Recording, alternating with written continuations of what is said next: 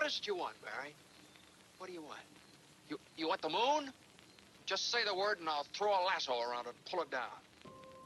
It's one small step for man. Hey, that's a pretty good idea. I'll give you the moon, Barry. I'll take it. One giant leap for mankind. Then what? Well, then you could swallow it, and it'll all dissolve, see? And the moonbeams would shoot out of your fingers and your toes and the ends of your hair. One giant leap for mankind.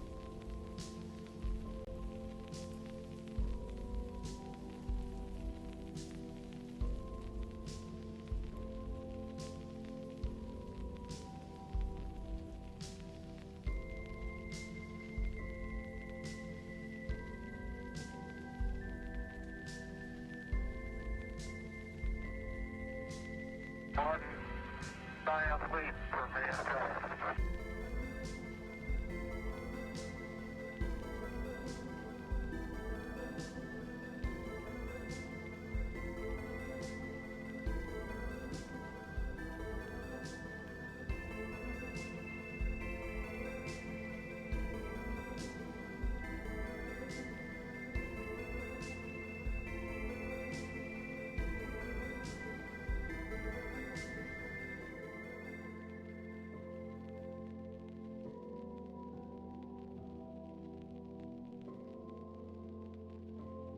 It's one small step for man. You want the moon? You're going to the moon!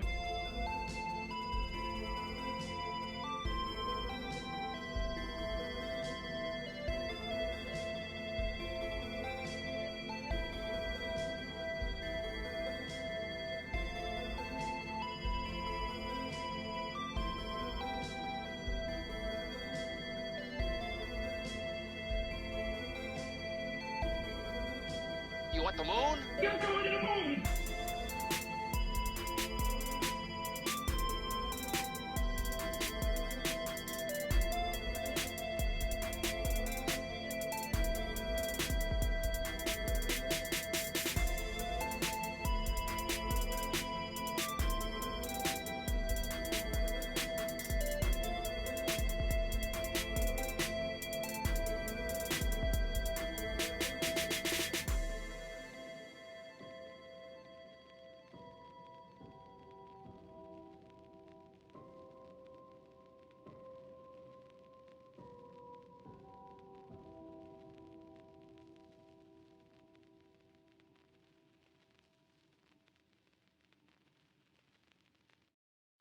Welcome to California with me.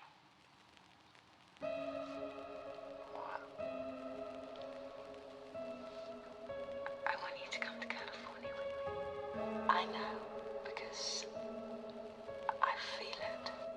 Now I'm stuck in California. Someone doesn't really want to be with me. Just wish they had a take back. What? What's the take back? I don't want to take back.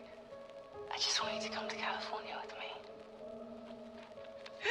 I want to hear you say that you don't love me. Because if you say that, then I won't call you. And I won't be in your life. I don't love you.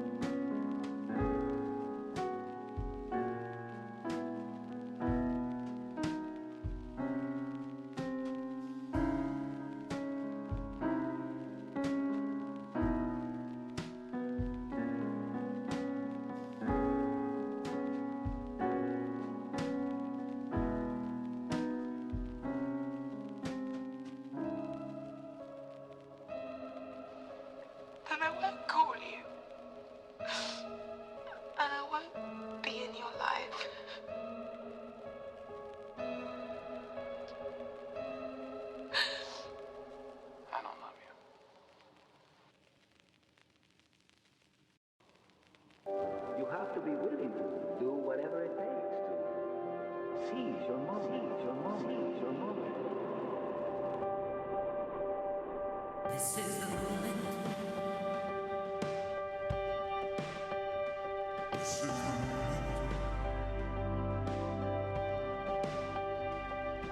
the moment. This is the moment. This is the moment.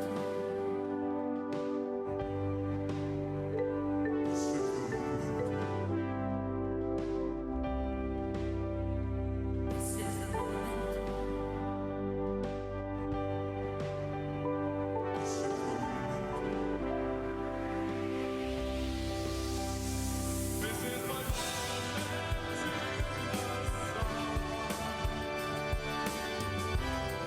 So get rid of the junk, and that will help you live in the moment.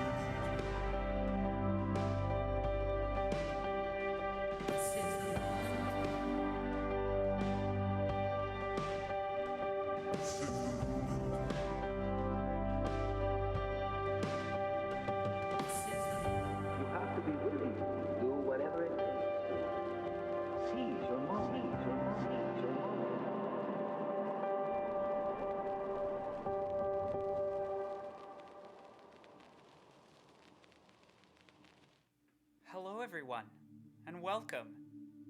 Welcome to an episode of Recycled Programs. As you can see today, we are talking about soul. Get out of here, Matt.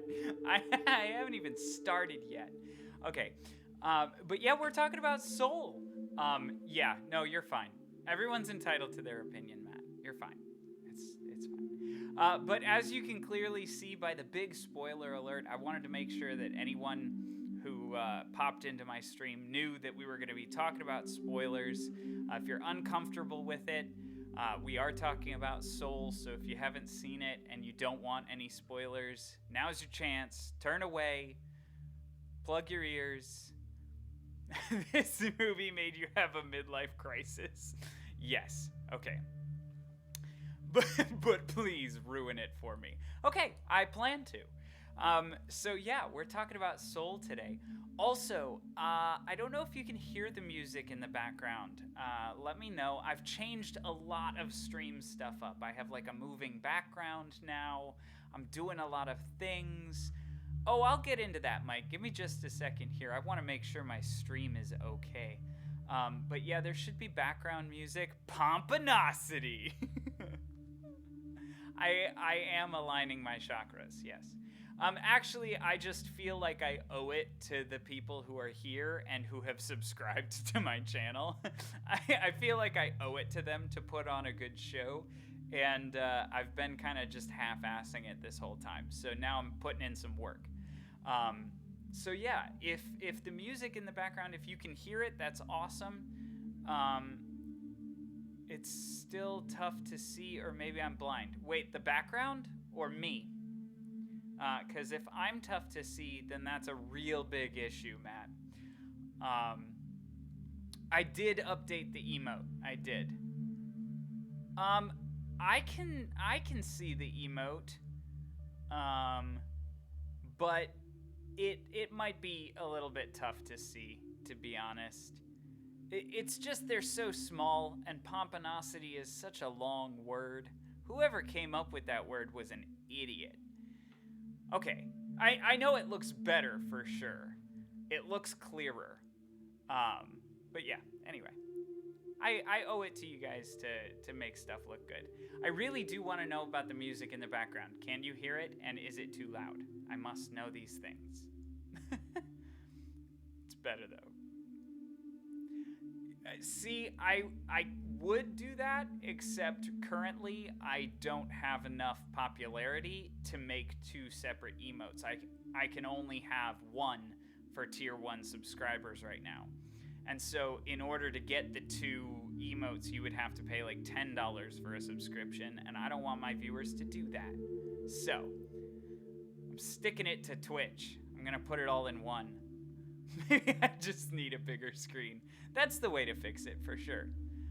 You just need to zoom in. I wonder if adjusting chat size makes it different. I don't know. Who knows? But yeah. So, Soul, not that I'm going to super dive in. Get out of here, Pablo. At least set up and hurry up. I'm just messing around. 4K curved monitor.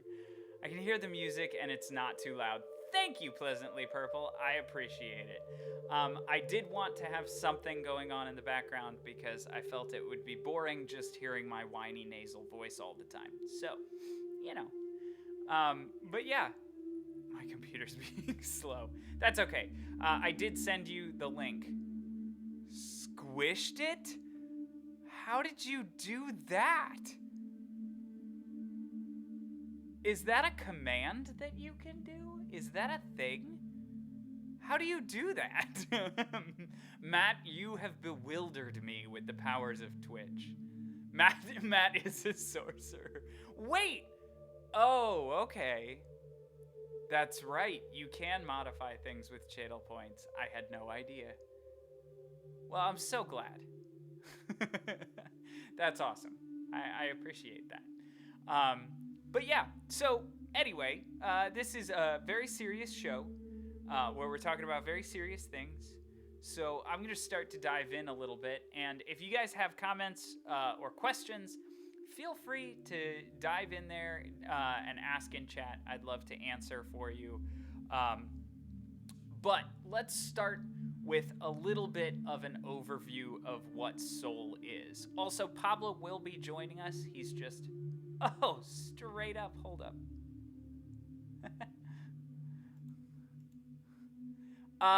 That's a great question, Mike. And I will tell you as soon as I fix that. Okay, that's excellent. So there's a backstory. Yes, of course there's a backstory. So Pablo and I were trying to look for ideas for channel points because we both have, like, a primary reason that I stream on Twitch in general is the podcast with him. And so I felt it wouldn't be right if we couldn't find something that we agreed upon. So we were both looking for ideas for channel points and stuff. And I'm like, what do I want to call them? I want to call them something clever, something that has a name and a story behind it, and not just like something weird or one-off. And so we were going through all the theater things that we know, because theater is very applicable to both of us. And I was thinking of like dropped lines or, stuff like that. Like, I think that'd be fun. But we ended up settling on sardines because we were both in a show called Noises Off.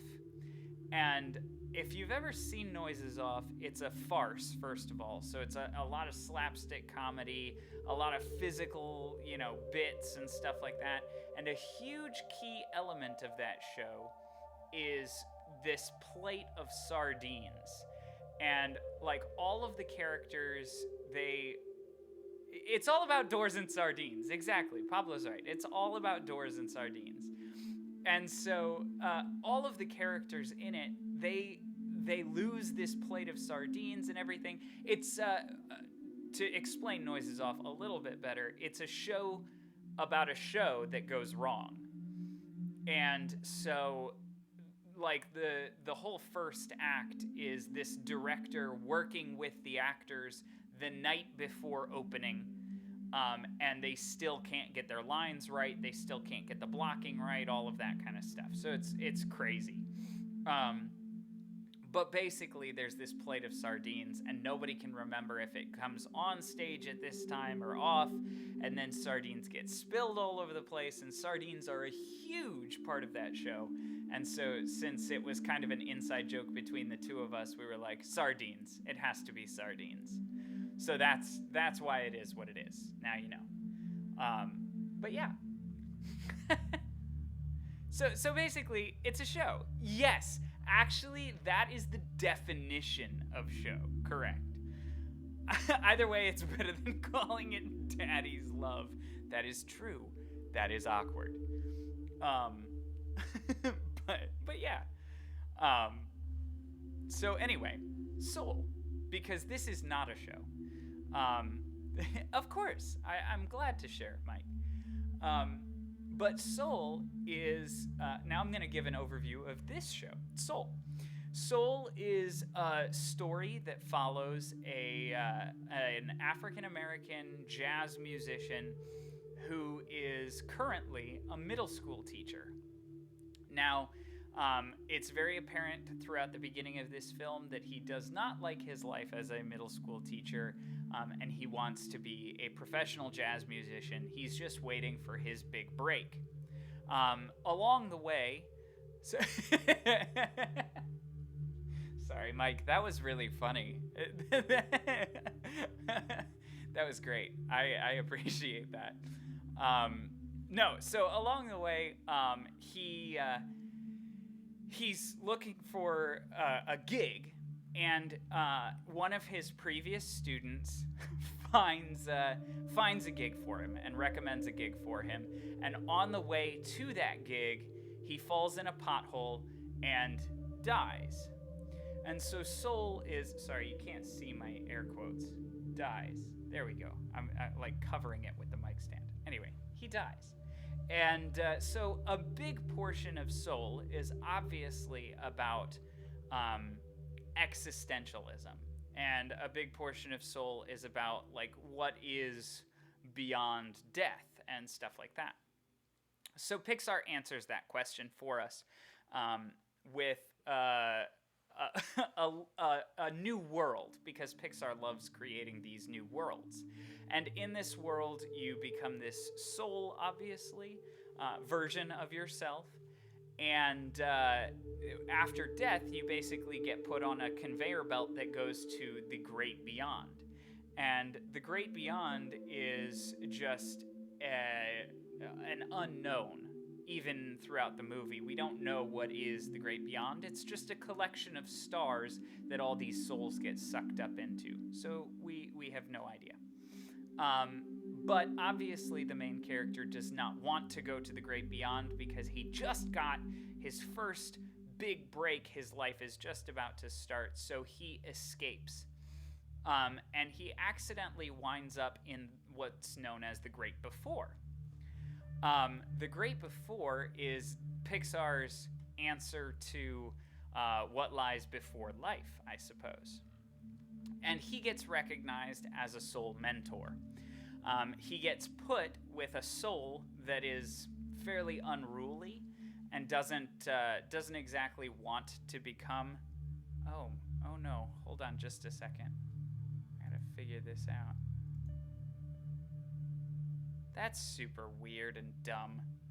Okay, Pablo has just joined us, so let me see if... All right, I can hear you now. Hey, that's excellent. Let me see if I can get him up and in here.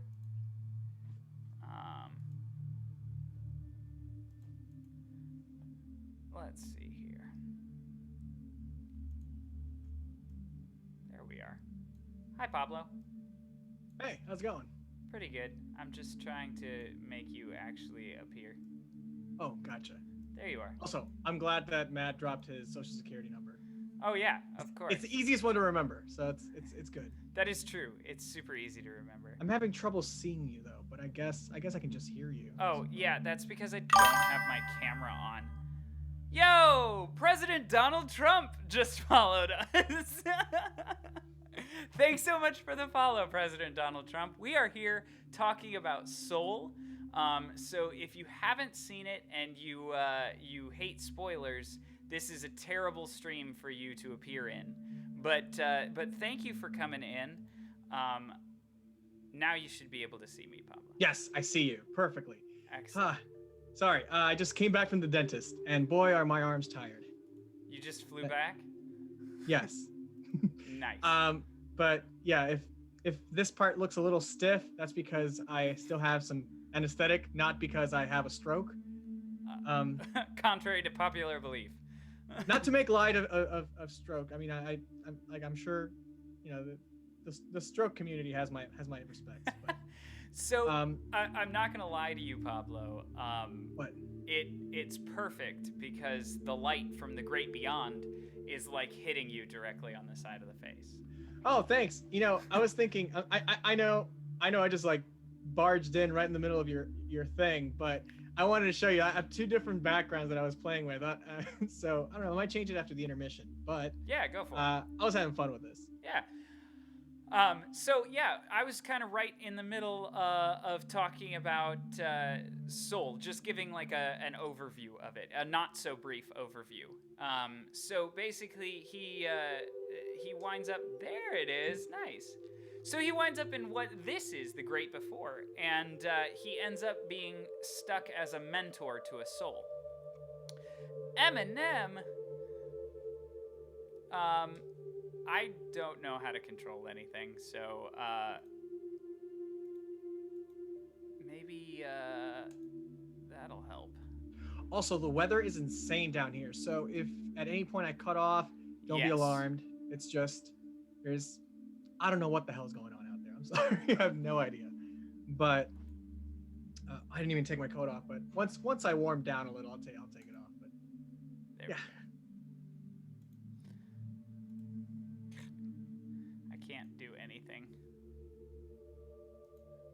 That's just the way my life is. Alrighty. I was gonna eat Mike, Streamlabs is a bot. The message that popped up right before that was just spam. But Streamlabs is a bot that I have programmed to do that every once in a while. And Streamlabs does all my things for me. It's awesome. If that's what you were asking. So, anyway. Yeah, nice. So Pablo, after he becomes a mentor, what goes on right after that? So he becomes a mentor. Oh yeah, he becomes a mentor to this unruly sort of soul, this soul that doesn't want to be born. I seem to have misplaced my notes, so I'm just gonna do this a cappella. I don't think that's what that means. But that's okay. Fine, I'll do it Acapulco. I have a full page and a half for notes for the both of us, so that's fun. But yes, the unruly... What makes you think I got the same notes? You probably don't. To be honest, you probably don't. So anyway, the unruly soul is played by Tina Fey, which is awesome. Also, the main character, Joe is his name, and the main character is played by Jamie Foxx. Woo! Absolutely fantastic cast, just right off the bat. Daveed Diggs is also in it, and he was in Hamilton, so that's cool. Don't mind me and my big gulp over here. So yeah, anyway, he gets stuck with an unruly soul, and from that point on, we understand that the point of the movie is to get that soul to be born, or to get that soul, basically their Earth pass, so that they can go become a human. But Joe obviously is in it for a little bit selfish reasons, because he wants to take the Earth pass and rejoin his body back on Earth.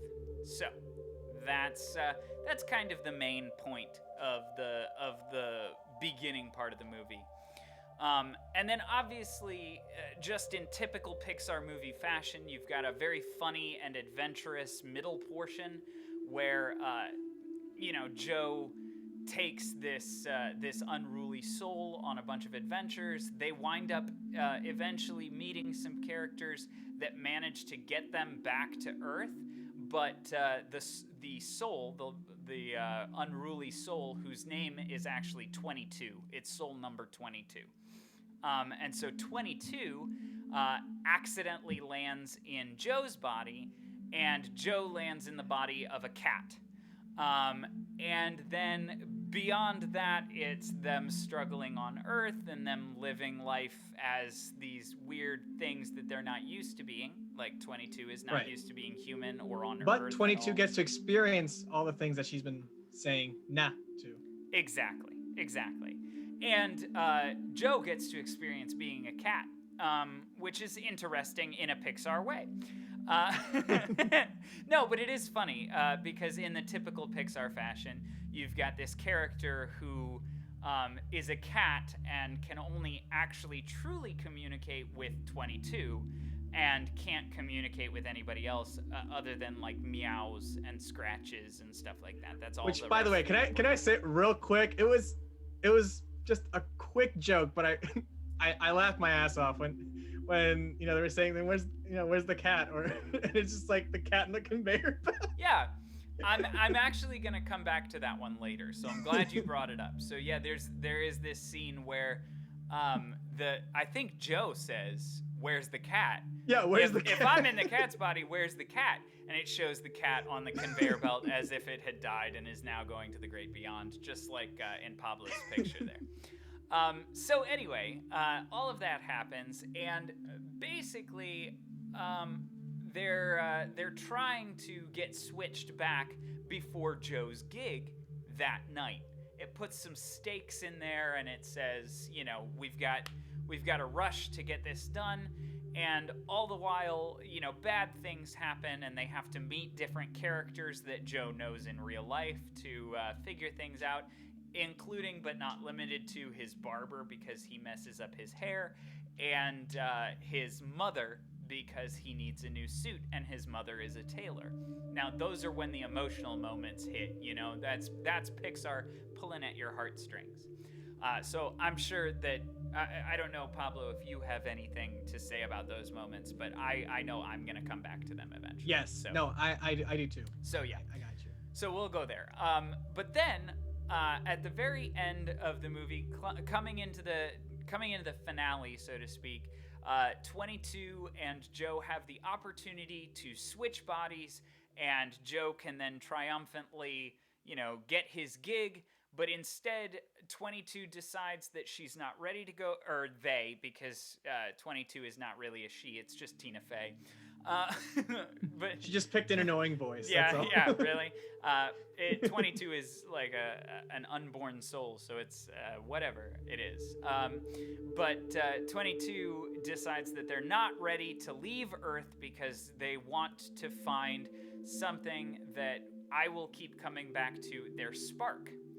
The spark is what gives you that Earth pass and what allows you to be human. They want to find their spark here on Earth because it's the closest that 22 has ever been.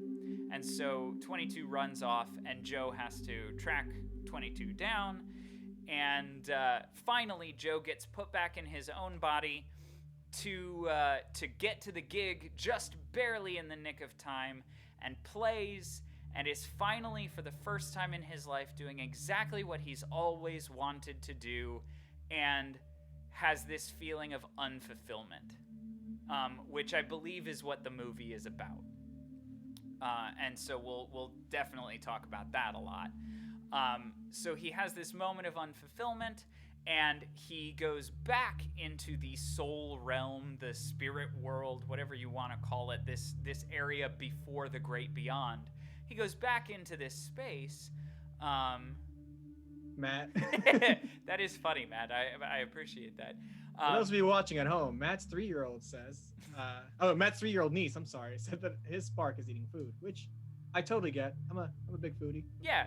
So then Joe manages to get back to the spirit world, the great before, and he manages to talk to 22 again, and convince 22 that life is worth living and that 22 should go be a part of Earth. And there's a whole subplot of these lost souls, which we'll come back to a lot as well. So that's kind of the biggest overview for Mike, because I know he hasn't seen it yet. Right. Yeah, The zone. I'll talk about the zone in more detail too. But as far as plot points are concerned, that's the main thing. And then in the end, of course, in typical Pixar fashion, they're like, well, let's give him his life back instead of making him die. Let's give him a second chance to go live life. And Joe says, yeah, I'm going to just keep on living. I'm going to live every moment. In fact, I believe the last quote is, I haven't talked about Jerry or the Jerrys or Terry at all either. But Jerry, who I'll come back to later, says, what are you going to do with this second chance? And Joe says, I don't know. I don't know what I'm going to do with my life, but I will live every moment of it. And that's a very powerful last line that I'm sure we'll come back to. So, with that being said, I wanted to start this analysis process by saying, let's start from the very top. Soul is a movie about jazz. Just kidding. It's not at all. I thought it was gonna be. I thought it was gonna be from all the previews. I was like, finally, a jazz movie. Nope, it's not about jazz at all. But with that being said, but what has Pixar actually told you straight up what the movie is in the trailer? Come on. Toy Story. It's in the title. It's a story about a toy. No. But, oh, you know that there's always a sharp turn they take, no matter what. No, but despite the fact that it's not actually about jazz, yeah, cars, man. But in the title. Despite the fact that it's not actually about jazz, jazz plays a very key role in how to interpret this movie. And I'll keep coming back to that a lot too. Obviously, Pablo. I haven't talked to Pablo about this other than my preliminary thoughts. So all of the notes that I've taken, he has no idea, and I don't know what he's going to talk about. So the fact that we're agreeing already is kind of scary. But that's fine. So yeah. That's, in my opinion, what Soul, Pablo, what is Soul actually about? In my opinion, it's about existential dread and figuring out how to live a life worth living. I agree with the figuring out how to live a life worth living. Yeah. But to tack onto that, I would also have to say, that the purpose of life is having a fulfilled and well-rounded life. Okay, yeah. I'm going to talk about that too. That'll be awesome. So I definitely want to I want to mention this right off the bat so that anybody who cares and is listening out there knows that this is important throughout the whole movie. I love foreshadowing, and I love storytelling devices like this. And I'll talk a lot about why I didn't like Soul. But obviously, first I'm going to talk a lot about why I did. And Soul, in my mind, when it was advertised to me, was a jazz movie. And the more I watch it, the first time I watched it, I was like, there was barely any jazz in here.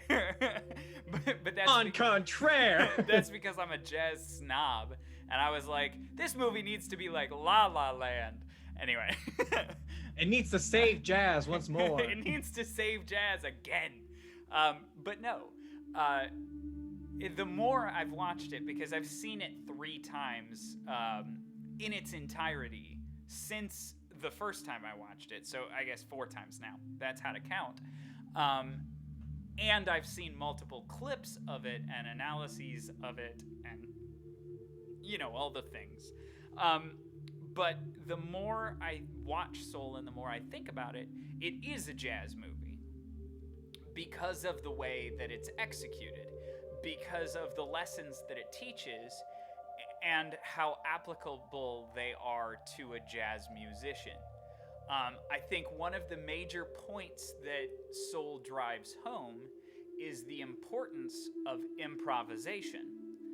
And as both an acting improviser and a lover of jazz and player of jazz music, improvisation is huge in my life, and I think Soul is trying to tell you that it should be important in yours as well. Right. So that's It's important to be, to live in the moment, feel that moment, just be in that moment, not just, not be blinded by anything else. exactly, and to roll with whatever you're given as well. Jazzing. Yeah, jazzing, exactly. So that's a quote from the movie. You're pretty good at jazzing, and it's this act of just rolling with your given circumstances and putting a little you into it. And it's perfect. It's just what I think of when I think of improvising too. So like from an acting point of view. Yeah. So that's something that comes about in a lot of different places in this movie. And so when we talk about the movie and different key points in it, that's something I want you to take from it as well, is just the importance of jazz in it. I don't know why I just read Matt's comment, because I read Cars first, but I just read it's about cars. Well, so thank you, Matt. I needed that explanation. So, do you have any key points that lead directly off of that, Pablo, or do you want me to kind of steer the conversation and you add your points along the way? Well, for the jazz part and improvisation and and all that good stuff, you pretty much tackled everything that I had. So it's cool. Yeah, not to regurgitate the same thing, but yeah, you can go ahead. Yeah. Another good thing that I really liked about Soul is the fact that Pixar decided to make this an artist. So if the main character was a statistical analyst, it wouldn't have the same effect because of this key point. A big portion of the movie revolves around passion versus obsession, and that's why we would talk about the lost souls and the zone, the lost souls in the zone. I'm sure it's a given, but just wanted to throw that in, that being an artist, it sounds cheesy, but you really do throw your soul into it. You have to be there, body, mind, and soul. And which is great because it makes perfect sense. That's how you can get lost for good or for bad. Yes. And one thing that artists, you always hear it, it's a little bit cliche. The guy at work in the zone is you. Yeah. Yeah, exactly. It happens to a lot of different people, so like the obsession with, needing to grind and needing to get that money and bring it home, that obsession alone is enough to drive a person mad. And but specifically with artists, they are constantly treading the line between passion and obsession. Because with artists, we don't do it for the money. We do it because we love to do it. And so it is inherently a passion. But when we throw everything into it and we don't eat and we don't sleep and we don't have stable relationships with our family and friends and we don't have all of this stuff, then it becomes an obsession. Can I add something in there? Yeah, please. I've been told that it's been said to me that, to have a good life, a good, fulfilling, and happy life is you have to have, 5 different pillars. You need 5 different pillars to hold up, a good, stable life. That's whether it be, educational or personal, and passion, like your art or whatever that that gives you that drive. And what else? It was told to me so long ago, but you do need all these different pillars so that you can have a nice, healthy, and happy, fulfilling life. And much like you're saying, if you're obsessing over one thing and neglecting the others, they're going to weaken. So that's how you end up having a lost soul. That's how you end up having an unhappy life. You're miserable. And it's very important to think about, which I think was very well brought up in the movie. Yeah, absolutely. Just very interesting. So there's that. Especially with the Lost Souls, I find it interesting. How? Dang, there's only two. That's okay. We'll get you there. Yeah. Just lie still. Don't move. Yeah, you got to balance. Yeah. So we'll talk about that balance a little bit more too. And moving into my all of my points, I listed them out so that they kind of flow together, Pablo. So Okay. so I'm gonna keep on rolling, and if I need to stop anywhere, let me know. Okay. So my next point kind of ties into that, and that Joe is struggling with his life and what his passion is.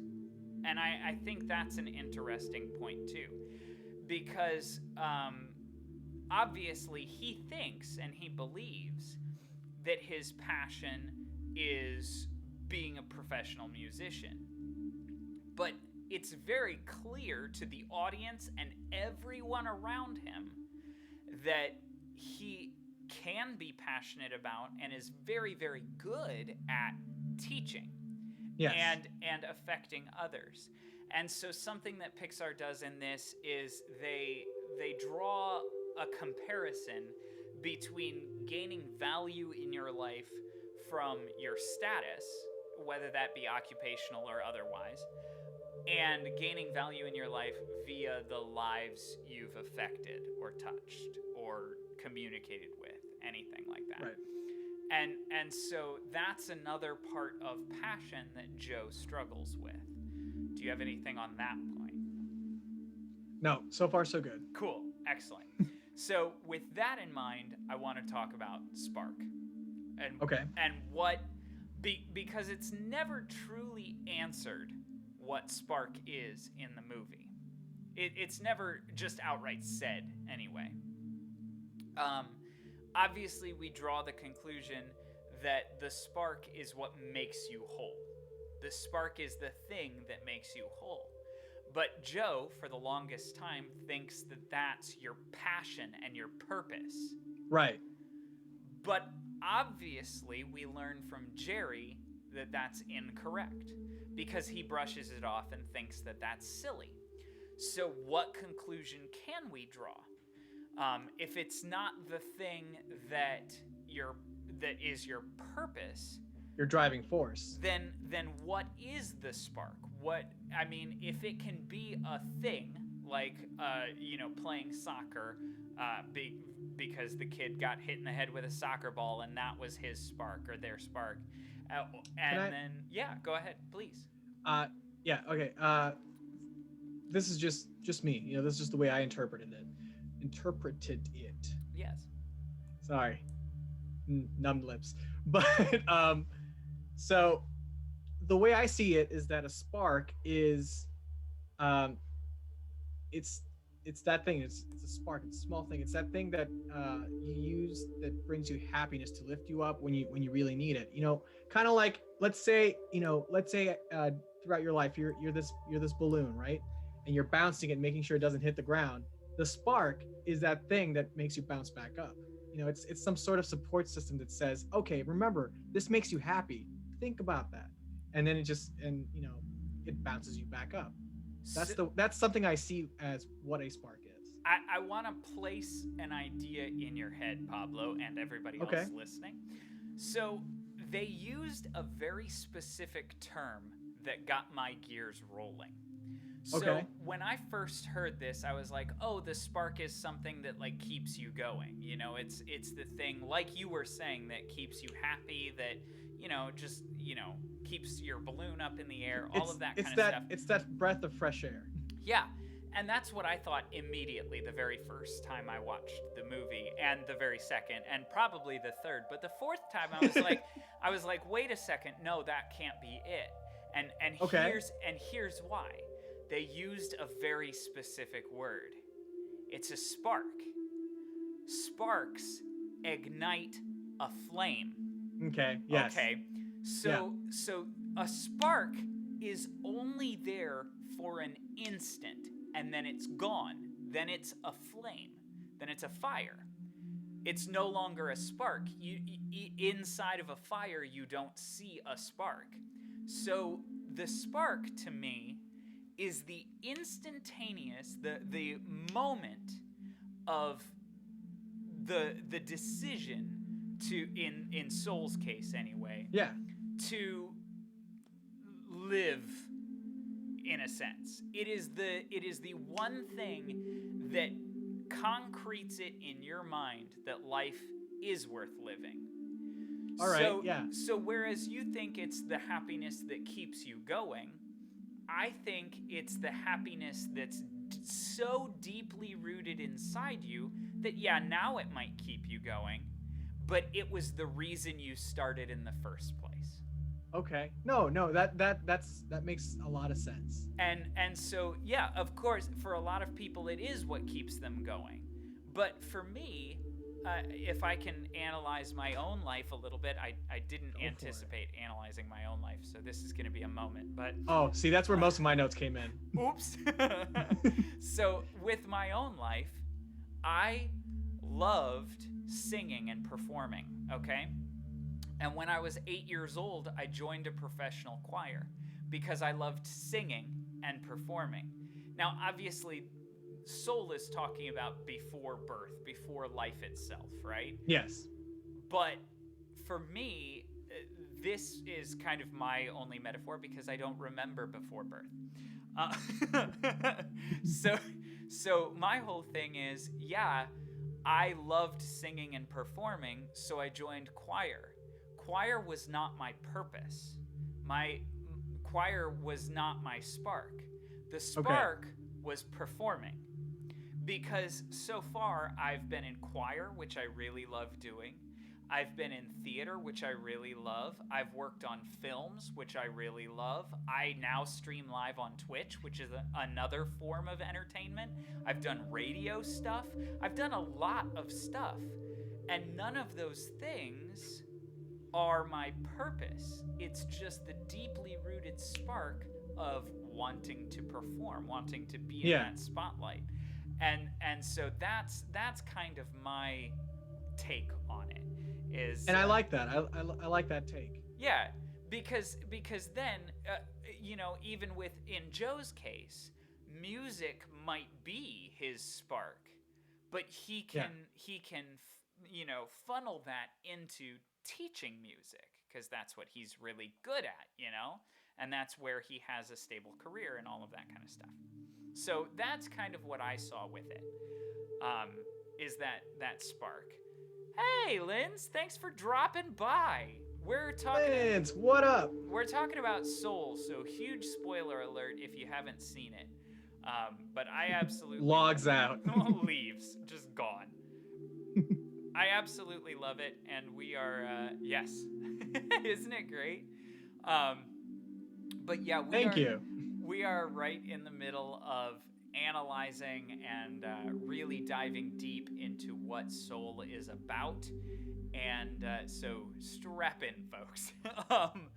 But we've talked a lot about the positive aspects of Soul, and what Soul does really well, and what I think the messages of Soul is and are, and stuff like that. Yes. With the frizz? No way! Sorry. That's just exactly what went through my mind, Matt. I've seen it way too many times for that not to enter. Seatbelts, everyone. Seatbelts, everyone! Meep, meep. Anyway. So, Pablo, did you have anything else to say about Spark before I really go down a rabbit hole of why I didn't like Soul? No, go ahead, dive in. Okay. So here's the reason I didn't like Soul, and every single argument that you come at me with, Pablo, I will negate. I'm not here to sway you. I'm just, I'm here for the ride, man. Yes, Matt. That's what Matt started the conversation with, Linz. He was like, yes. It made me have an existential crisis. Yeah. So here's the reason I didn't like it. Strap in, seatbelts, everyone. You asked for it. So, let's talk first about the simple little things that I might be able to forgive. Let's talk about the rules that Soul broke. Okay. So, when I'm an actor and when I'm a director, I think about very specific things. And you might not think about them in everyday life, but I've been trained to think about them this way because I had an acting teacher who was like, figure it out, and I did. So that's... Give me another coffee. Yeah, that niche. But anyway, yeah. So anyway, basically, I've been trained to look at every single scene, every single act, every single play, every single movie, every single creation that exists as a world in its own. Mm-hmm. So I have to buy into the rules of that world. So Rick and Morty is a prime example. I have to buy that we're in a multiverse. I have to buy into that. And I have to buy into the fact that Rick can control a lot of aspects of this multiverse. And I have to buy into the fact that at the beginning of any episode, it could be a different Rick and a different Morty that I didn't know previously existed, right? I have to buy these things. And so when watching Rick and Morty, I have this attitude of anything goes because it's the multiverse. With Soul, they set up a very specific circumstance. So, the first rule was that in the beginning, moderately, in the moderate beginning, in Act 1, Joe dies. Okay, and we know that Joe dies because his soul gets put onto a conveyor belt where souls go that have died. And we know that that's where souls go that have died because of the conversation almost immediately after this where the old woman who's 106 years old goes, oh, it must have been sudden. I'm 106. I've been waiting for this. We're all going to the great beyond. So we know that they've died, right? We're very aware of that. Right. And so the game then becomes, how do I go back and not be dead anymore? Okay. And I understand this because right now we're not in the great beyond, so there's a chance. And I saw that. I was like, okay, Pixar has set up a world in which I could potentially go back. So I'm like, perfect, this works. If he were to go into the great beyond, boy, that'd suck. He'd be dead. The end. But right now we're on a conveyor belt. So I know that number one, souls that die go to the conveyor belt and then go to the great beyond. And number two, it's possible to escape the conveyor belt. Those are the two rules that are set up for me right now. So, the third rule is that you can't get to Earth once you're in the Great Before without an Earth pass. Okay? And we know this because Joe tries multiple times unsuccessfully. And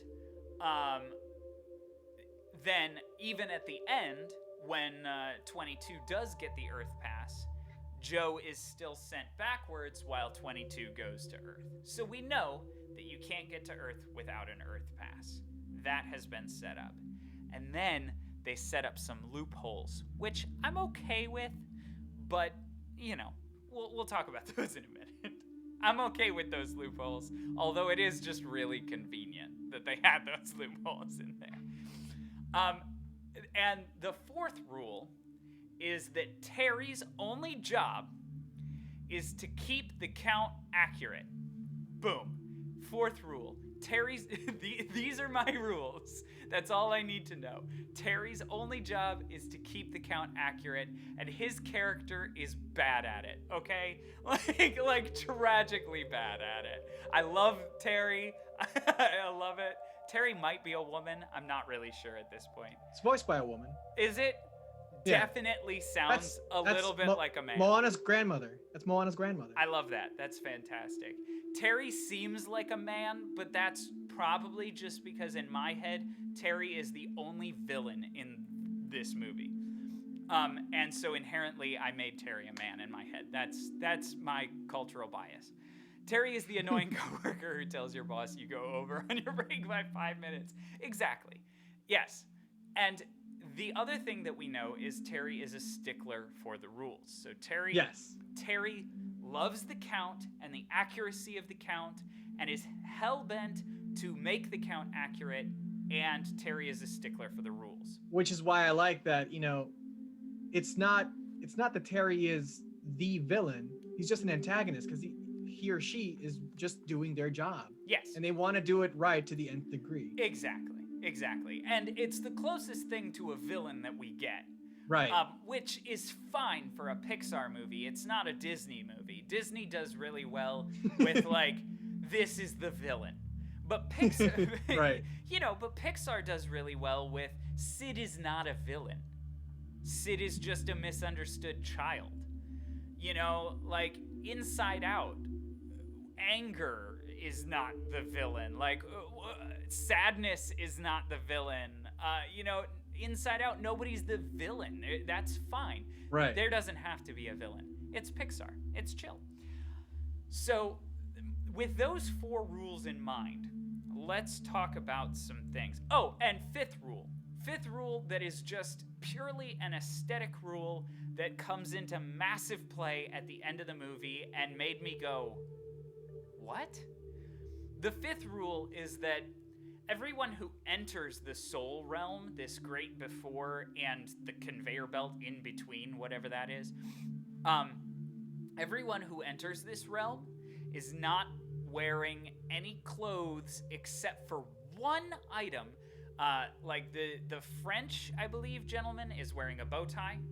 I guess glasses, too. So Joe is wearing glasses and his fedora. But no actual clothes, no shirt, no pants. In fact, there's a comment from one of the people who's speaking a different language in the movie who goes, "I'm not wearing any pants," or "Where are my pants?" It's subtitled under. It's hilarious. Yeah. It's a Disney funny moment, it's a Pixar funny moment. It's great. It's hilarious. So those are the rules. That's where I'm going with this. Now, let's talk about that cat, Pablo, that you loved so much. That's a hilarious joke. It's adorable. It breaks my first rule. All right, go ahead. That cat didn't die. So why did the cat's soul end up on the conveyor belt? It swapped places with Joe. But if it swapped places with Joe, how? How did it get there? How did Joe's soul enter the cat's if the cat already had a soul and the soul is now on the conveyor belt? That's a weird exchange in my mind. Doesn't make sense in the rules. A soul for a soul. And you trade a soul for a soul. And if that's what it is, that's great. So so 2 things happen if that's what happened. Number 1, the cat goes on the conveyor belt and is very confused, goes to the great beyond, is dead, and should not return at the end of the movie, which Correct. The cat does. Which swapped. Yes. And secondly, that was the cat's 9th life. I forgot the cats had more lives. No, I'm sorry. 8. Because remember, he still lives at the end. He still lives at the end, so that's fine. Okay, that was his 8th life. Well, that disproves my whole theory. Crap. Cats have 9 lives. No, you still have more rules. Don't worry. No, but here's the other thing. So if the cat does go to the great beyond, or not, what the heck is Terry doing about it? What the heck is... drops mic. What the heck is Terry doing about the cat? Wouldn't Terry know that the cat should not be there? Because that's Terry's whole job. So, right, which is why Terry's trying to bring him back. So in Terry's mind, that way you can swap them back Okay, to fix the problem. cool. So that works for me. If that's how you want to explain it, and the cat. Let me preface by doing this, okay? Yeah, please. There's, also just like, well, we got the same teacher, so that those rules got pile driven into my mind. Yes. Sure. There's another rule that I that I use whenever I watch any movie. Sure, if there's like a plot hole, especially when people point out plot holes, I love it because I dive in, because one of the rules is there are no mistakes. Things are there for a reason. You always have to find a reason why, and it makes sense. Sure. Yeah, absolutely. I completely agree. So because I love diving deep into things, right? Because that's why That's why I went deep into the cat thing, because I'm like, wait a minute, why is that cat there? as much as I know, and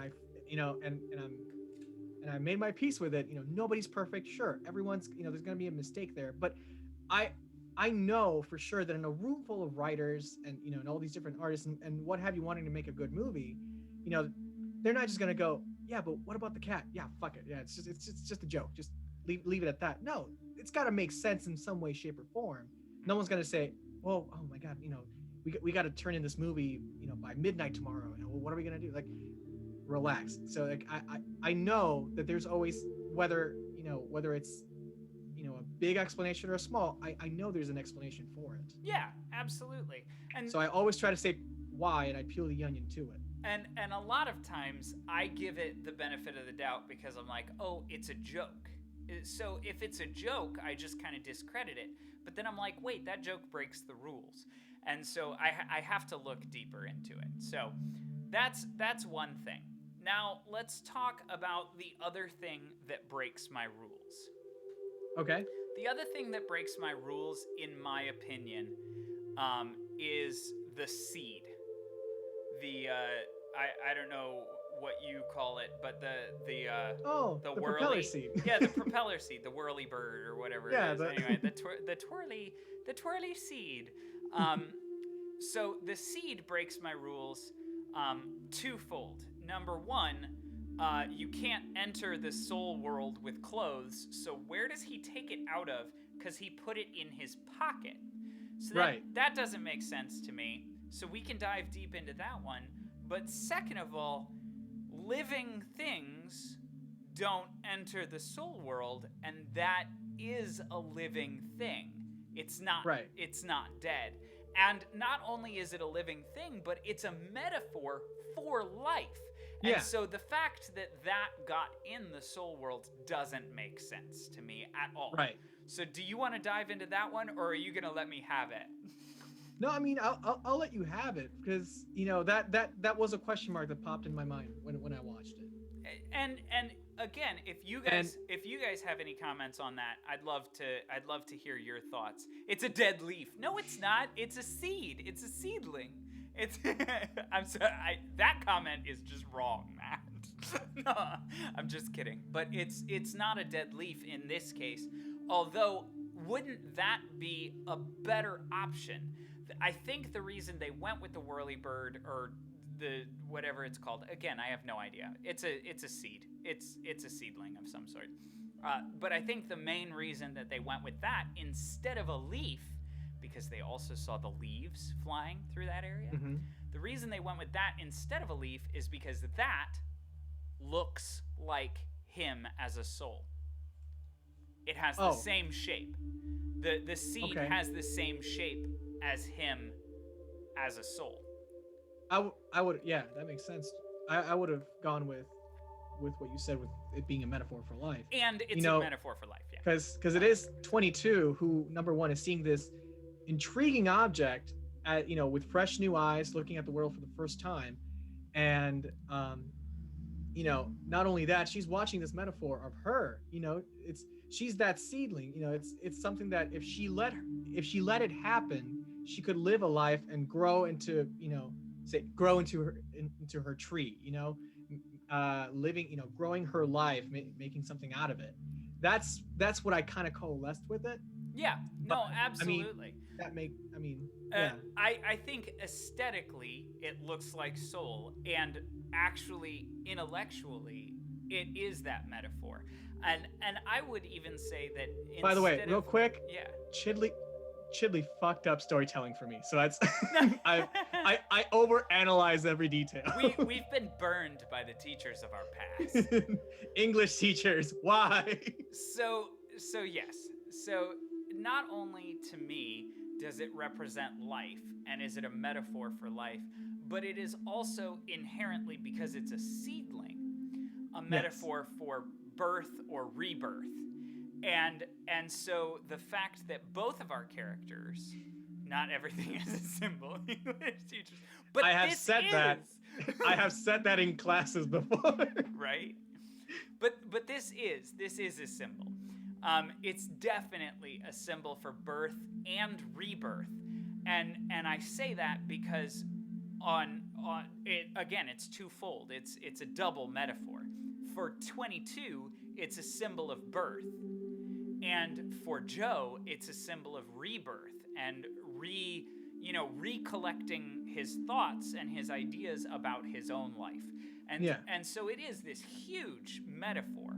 I just don't think it belongs in the soul world, and I think it was bad to include it at that point. I just do. Honestly, dude, if they're able to to manifest an article of clothing or what have you while going into the soul world, sure, you might say it's a cop out, but still, wouldn't it be logical then if something that you're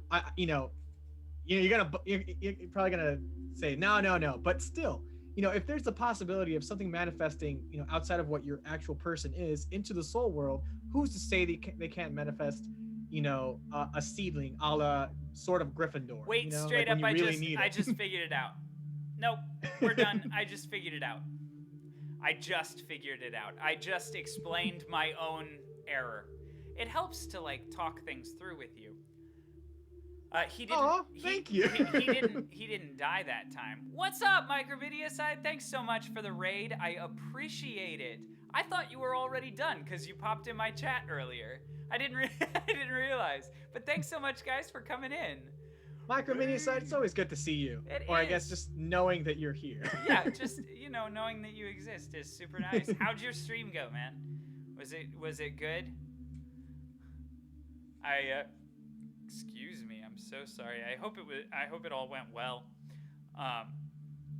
We're talking about Soul here, so if you guys are not down for spoilers, this is not the stream for you. Kill them all, keep the young, but make an example. Precisely. You have to count as young. You have to do at, Matt. There you go. Oh, maybe you don't have to do at. Maybe I'm just a dummy. I'm a professional streamer. So anyway, we're talking about Soul, guys. But yeah, anyway, so what was I just about to say? Oh, I figured it out. I figured it out. Also, Pablo, you're on my second monitor, so if I keep looking over here, it's because I'm talking directly to your face. So. Oh no! Wait! I'm reversed. Oh, hi. No, get out of here. But anyway, so I figured out the seedling. Okay. The seedling happens and is okay because he doesn't die.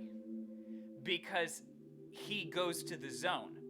And instrumentalists have their instruments in the zone. The guy had the metal detector in the zone. There you go. It's a thing. So no, it's that fine. Makes total sense. It's fine. I see. Yeah, no, I see it. It's fine. He has it because he goes into the zone, and that's why he has it. Okay. So we've solved that rule break too. So way to go, gang! I have 0 rule breaks. Actually, I have one big rule break. My biggest rule break.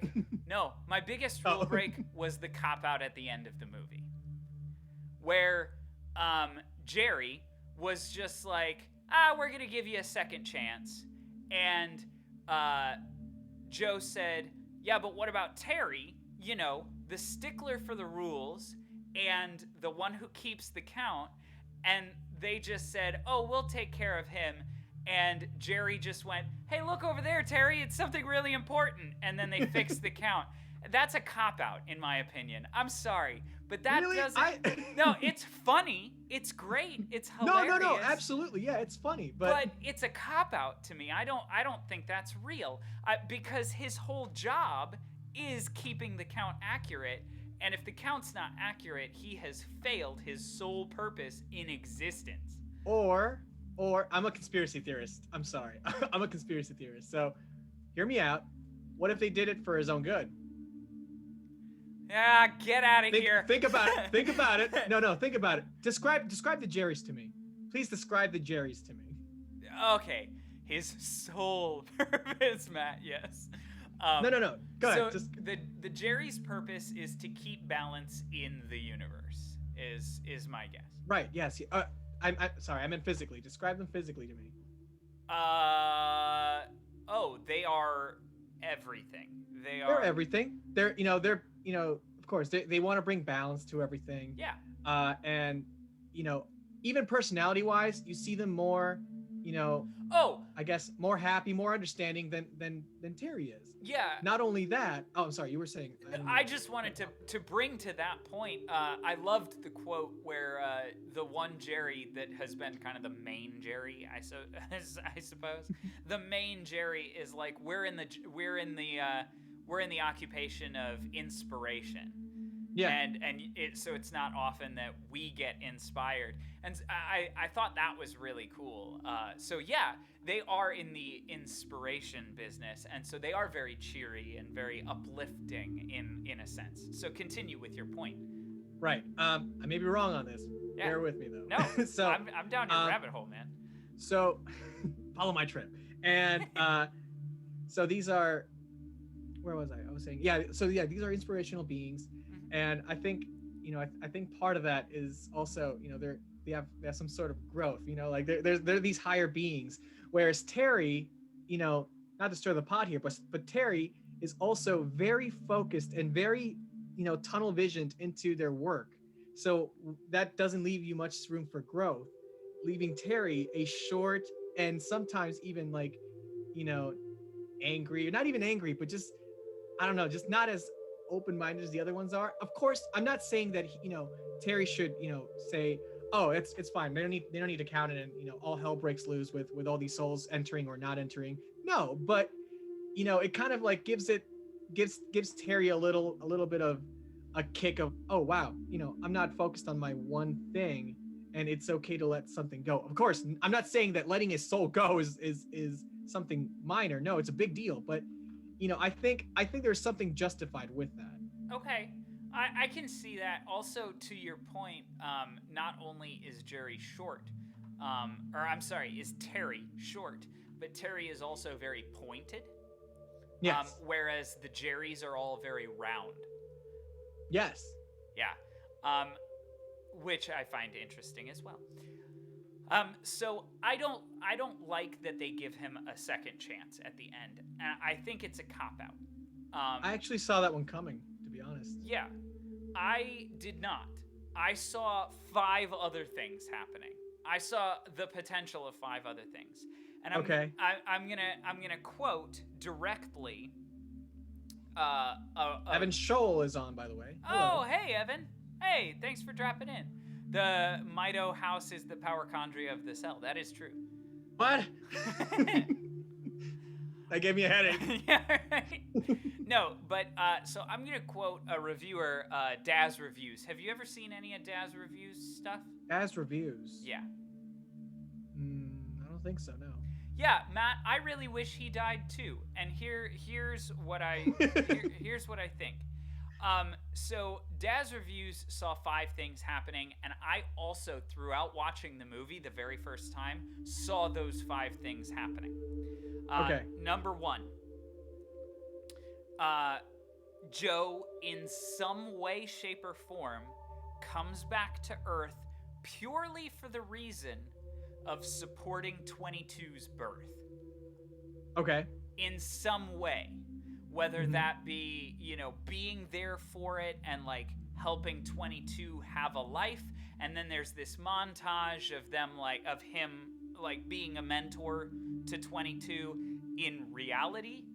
That'd be great. And thanks so much, Micro. I appreciate it. Number 2. So that's number 1. That's a great ending in my book. Is that happens. Of course, that did not happen. Number 2. This is the other thing I saw happening. He stays a soul, and here's the thing. We can't have him die because it's a Pixar movie. And that's the only reason I didn't expect him to die. Pixar's made people die. I know, but that's the only reason I didn't expect our main character to die. I did not expect our main character to die at the end of the movie because I was like, that seems a little dark for Pixar. And I know that Pixar sometimes goes to that place, but I didn't think that this was the movie for it. And so I was like, if he doesn't die, then obviously his body should, because that was the rule. And so the music, Evan, is from YouTube Audio Library. It is copyright-free music, and I absolutely love it. Thank you. I appreciate the compliment, by the way. I didn't even realize there was music on. Yeah, you can't hear it. I can't even hear it, but it's just on in the background of the stream. Yeah, so I thought that he would stay a soul and become a permanent mentor. And here's the reason I thought he would become a permanent mentor. 1, because he's the only one that got 22 to the point of birth, of completion of the U seminar. And I'm like, well, don't say to the point of completion. It just feels weird. Okay. To the point of birth, to the point of finishing the U seminar. And so I thought that his award would be not going to the great beyond, but rather doing what he's really good at and what should be his passion, teaching and mentoring. Gotcha. Because he's super good at it. And so I was like, that's going to be it, obviously. Didn't happen. 3rd, I thought Joe would actually come back and adopt 22. I thought 22 would become his child. Very, very close to very, very close to supporting 22 and being a mentor, but actually becoming his child, because I know Disney and sometimes even Pixar has this thing about killing parents off for some reason. Right. And so I thought he would become the parent figure for 22. Also didn't happen. For me, the only way that would have flown is if we had seen Lisa. That's the only way for me that it would have flown. Who's Lisa? My bad. Remember the one they keep teasing, like, so you're gonna call Lisa? No, stay out of it. You know? Oh yeah, of course, of course. There's so many missed opportunities in this movie. I will talk about missed opportunities in a moment. Okay. When I thought he was going to die at the end, I freaked out because I thought his family would just find him dead in his apartment. But that would be better than what happened anyway. So number 4, Joe, I thought, because I'm like, loopholes, I'm trying to think of a way he can re-enter the world. I thought they would grant him, like, rebirth, because the seed, to me, represented rebirth. And so I thought that when Joe and 22 jumped out together, that he would keep going and would be confused. I actually thought that this movie was going to be 10 to 15 minutes longer than it was. I was kind of disappointed in the ending, if you can't tell. Well, when you're done with your rabbit hole, because you remind me, I'm gonna start my own after. Yeah, mine has to do with the seed. Please do, yeah. So I think the seed is a metaphor for rebirth, and so I thought that when Joe and 22 jumped together, it would obviously mean that they're gonna be twins, and I thought that Pixar was gonna go on this second life kind of thing. And I kind of liked it. I was like, I'm here for it a little bit. It makes sense in the context of the movie because we don't know what happens, all of this. And he's coming directly from The Great Before, so it made sense to me. I'm like, oh, that's going to be awesome. Joe and 22 are going to be twins. Nope. Yeah. Just kidding. And then 5, the thing that does happen that I thought might happen but was the weakest choice was that Joe would somehow make it back, play his gig, and help 22 leave the Great Before, and learn nothing in the process. Which kind of happens. We can touch on the learning nothing. I genuinely don't think that he truly learns all of his lessons. I think that 22 learns a lot of his lessons for him, which sucks. But yeah, so that's the 5th thing that I saw happening, and it pretty much does. That's pretty much what happens. He plays his gig, he helps 22, and there's this, oh, good job. You've done nothing with your life. What about the missed opportunities, though? What were you saying about the missed opportunities? Oh. Or were those all? 20, I'm sorry. I don't know. He comes back as 22's toy. I love that. And and 22 is Andy. Ah! It just solidifies the Pixar theory. Yeah, I'm dead. But yeah, I do want to get into missed opportunities, but I want to allow you to talk about your seed theory first. Oh, okay. So please, cool. Yeah. Please so, go into it. Also, you know, real quick before you get into it, thank you guys so much for all the support and all the chat. I'm trying to keep up with chat and everything. And if you guys have any comments, feel free to drop them in there. We'll be reading, but we're on a roll about the movie Soul because we like it so much. So no, but I like hearing your thoughts too. So I'm doing a chameleon eye kind of thing. Yeah, it's the same here. So yeah, there you go. That's fine. Enjoy that. Sorry, Evan. But go ahead, Pablo. Oh, right. So with me, I had a totally different experience watching the movie. I mean, not totally different. You know, there's a grand part in the Venn diagram we both agree in. There's levels. So, Yeah. There's levels. Yeah. No, but see, I think the reason was because number one, I love thinking like as a writer and story structure, but also I watched this movie at a very existential time. So I'm not, I'm very open about that. I've hit a what am I doing with my life moment. So that movie came in perfectly at the right time. But when you said you didn't like the ending, I actually the whole him given a second chance at life, I saw that coming from a mile away. Okay. Because the first thing, it took me like 2 watches to understand why I saw it a mile away. Mm-hmm. But the reason was first, the first inciting incident that makes him well, not the first inciting, but one of the first is they offer him a teaching job, right? They give him an opportunity for something that he's really good at, and he's torn. He doesn't know whether or not to do it.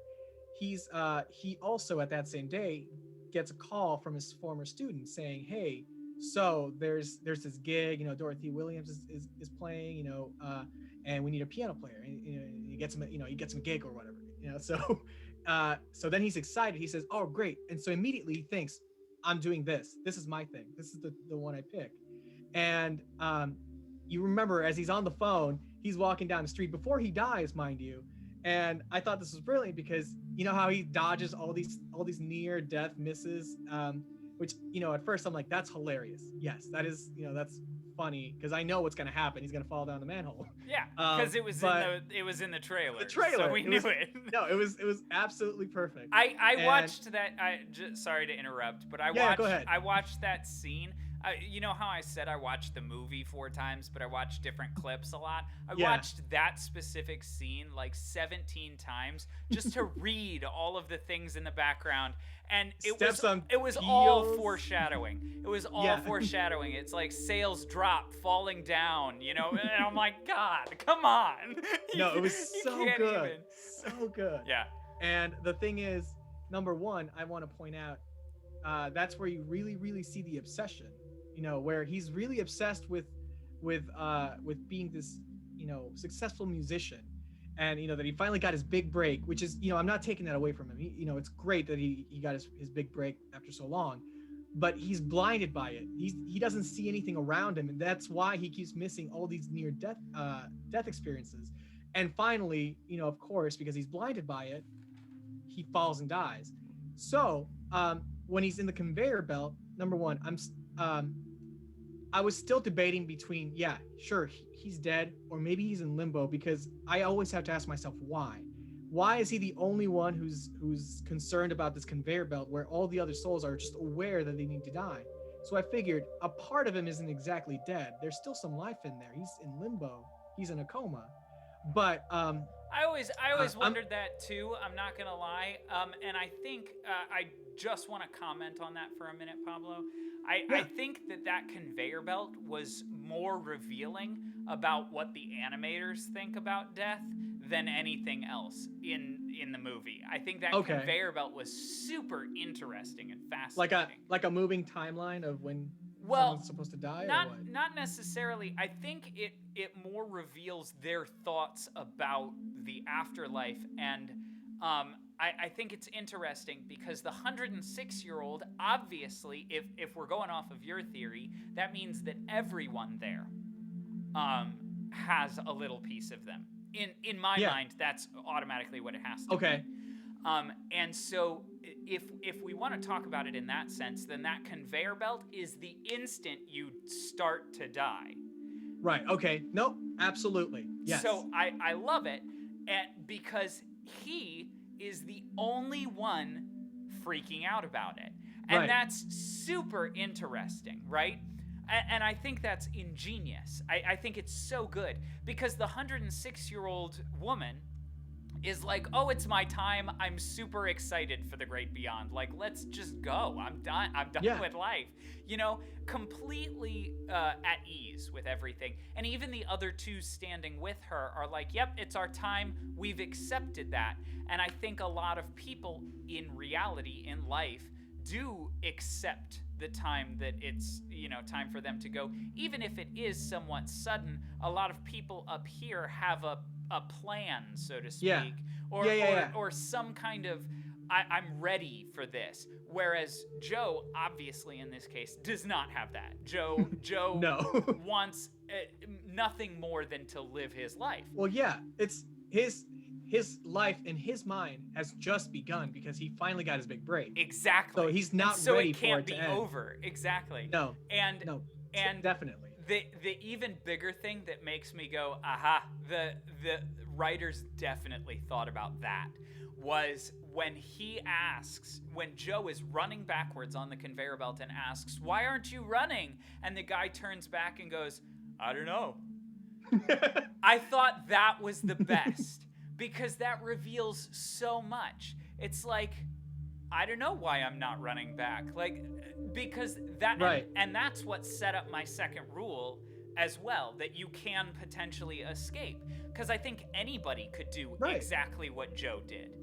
But they just don't think to do that. And that was so fascinating to me. I think that is like a key in this movie that not many people really recognize or put much weight into, but I'm like, that's fascinating. I love it. Anyway, continue with what you were saying because it was awesome. But okay, so this is gonna be a rabbit hole. So because there's these different points I want to touch. I'll grab my popcorn. Good, because there are these different points that I want to touch, but the thing is they're all interwoven. Yeah. So I'm just gonna dive in and trailblaze it. Start knitting. Oh yeah, I'll start knitting it. I'll start knitting it. And so where was I? So yeah, he's blinded by his obsession, and therefore he doesn't see the world around him. You even have one of the guys saying, "Hey, watch it," or something like that. Yep. And like I said, he's missing all these things. Have a good one, Evan. Thanks for popping in. All right, see you, Evan. Drive safe, by the way. Watch out for cops and deer. But yeah, so like I said, he's blinded. He keeps missing all these things and falls. And the thing is, what was I saying? Okay, so I knew he was going to get a second chance at life later on, because the whole time, all these seeds were being planted. Like, for example, saying, what about Lisa? I thought, oh, great, she's gonna talk to Lisa and as her, like, as him, or and then they mentioned all these other things, like the teaching thing, or the student that wanted to drop, all these things. And there was a point early on that I thought the same thing you did. Oh, he's gonna become, he's not gonna die. He's gonna become a soul, a mentor, and teach all these different, all these new souls coming in. And I thought that's great. But as the movie started nearing the end, I was like, okay, a lot of these open-ended things aren't happening yet. They're not tying up these loose ends. Why? And then I realized maybe that's not it. He's gonna get a second chance at life, because I remember that phone call saying, saying you got your big break. This is your big chance. His life just started. And I'm like, oh, it's going to happen again. He's going to have this, not the same option, but he's going to have another chance at restarting his life, or starting his life. And I was like, all right, great. He's not, he's going to cheat death. He's going to come back to life. And at the same time, there's no way we were going to watch him go to the great beyond, because that would just negate everything that he was passionate about. Sure, it's good to have passions, but it's not like saying, oh yeah, jazz is great, but you could meet up with Lisa and have a happy life teaching. No, it's just going to negate that. The whole point is just finding a way to make your life more worth living, so you can not just live in obsession or have be so blind and become a lost soul. So of course I thought, yeah, he's definitely going to get another chance at life. That's for sure going to happen. And I thought back to the seed, thinking, why are those open-ended situations being brought up if they're not going to touch upon them? That's because they're planting these seeds for you. They're leaving this open-ended so you can figure out what's he going to do to have his life worth living. And there's no sure answer.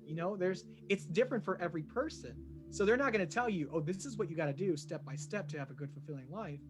You're just left to wonder, okay, so if that means he has all these open-ended things, he's probably going to have to find a way to resolve them and find a better way to be happy with it, which makes you reflect on, dude, what are my open-ended things?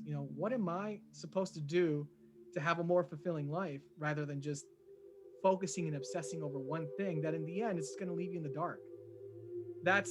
Which is great. Like, you may not have seen some foreshadowing, but I definitely saw that he was going to come back to life before the movie ended. Yeah, that makes sense. I definitely see that.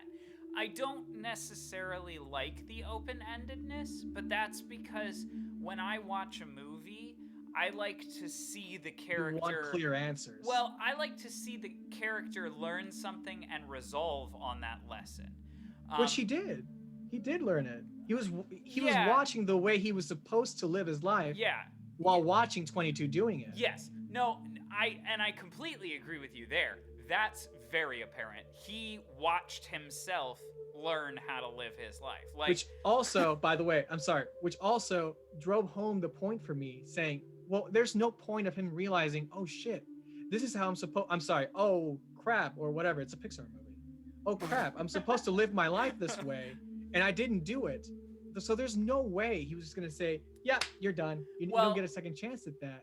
I figured that's what it was gonna happen.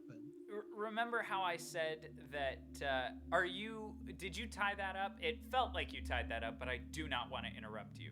I probably did. Like I said, I'm going to trailblaze through this thing because all these points were just so woven together. Yeah, no, you're fine.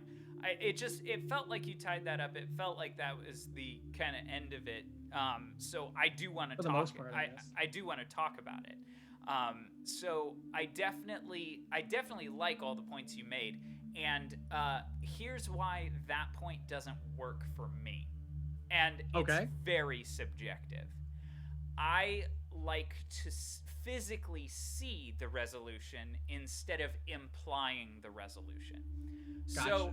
So Pixar made a choice, and I watched an interview with the director of the film, who did also work with Inside Out, and again, amazing, phenomenal director. Did a great job with this piece too. But he made the choice to purposefully leave it. I read that same article. Yeah, completely open-ended, right? Yeah. I don't agree with that choice. And this is all subjective. It's all personal taste. Yeah, go ahead. I don't like it when it's open-ended because to me, it leaves me feeling very much like Joe was, unsatisfied, unfulfilled. I felt like it wasn't as emotional as it could have been. And I think if they had said, instead of, I don't know, but whatever I'm gonna do, I'm gonna live every minute. Instead of that, they could have showed him living his life like 22 taught him to. They could have showed some sort of montage. Like I said, I thought the movie was gonna be 10 to 15 minutes longer. Okay. Pete Docter is a genius. No, he is. I don't disagree with you, 100%. But I don't think he made the correct decision for me. And it's because I like to see that happen. I like to see, I want them to circle back to him finding joy in teaching. And right. I want them to see whoever that kid who almost quit. I want to see that kid really make leaps and bounds now that Joe is actually putting in effort to teach them instead of just having it be his side job. Right. You know, I want to see the relationship that he goes for with Lisa finally. Because that was never a thing that we ever got to see.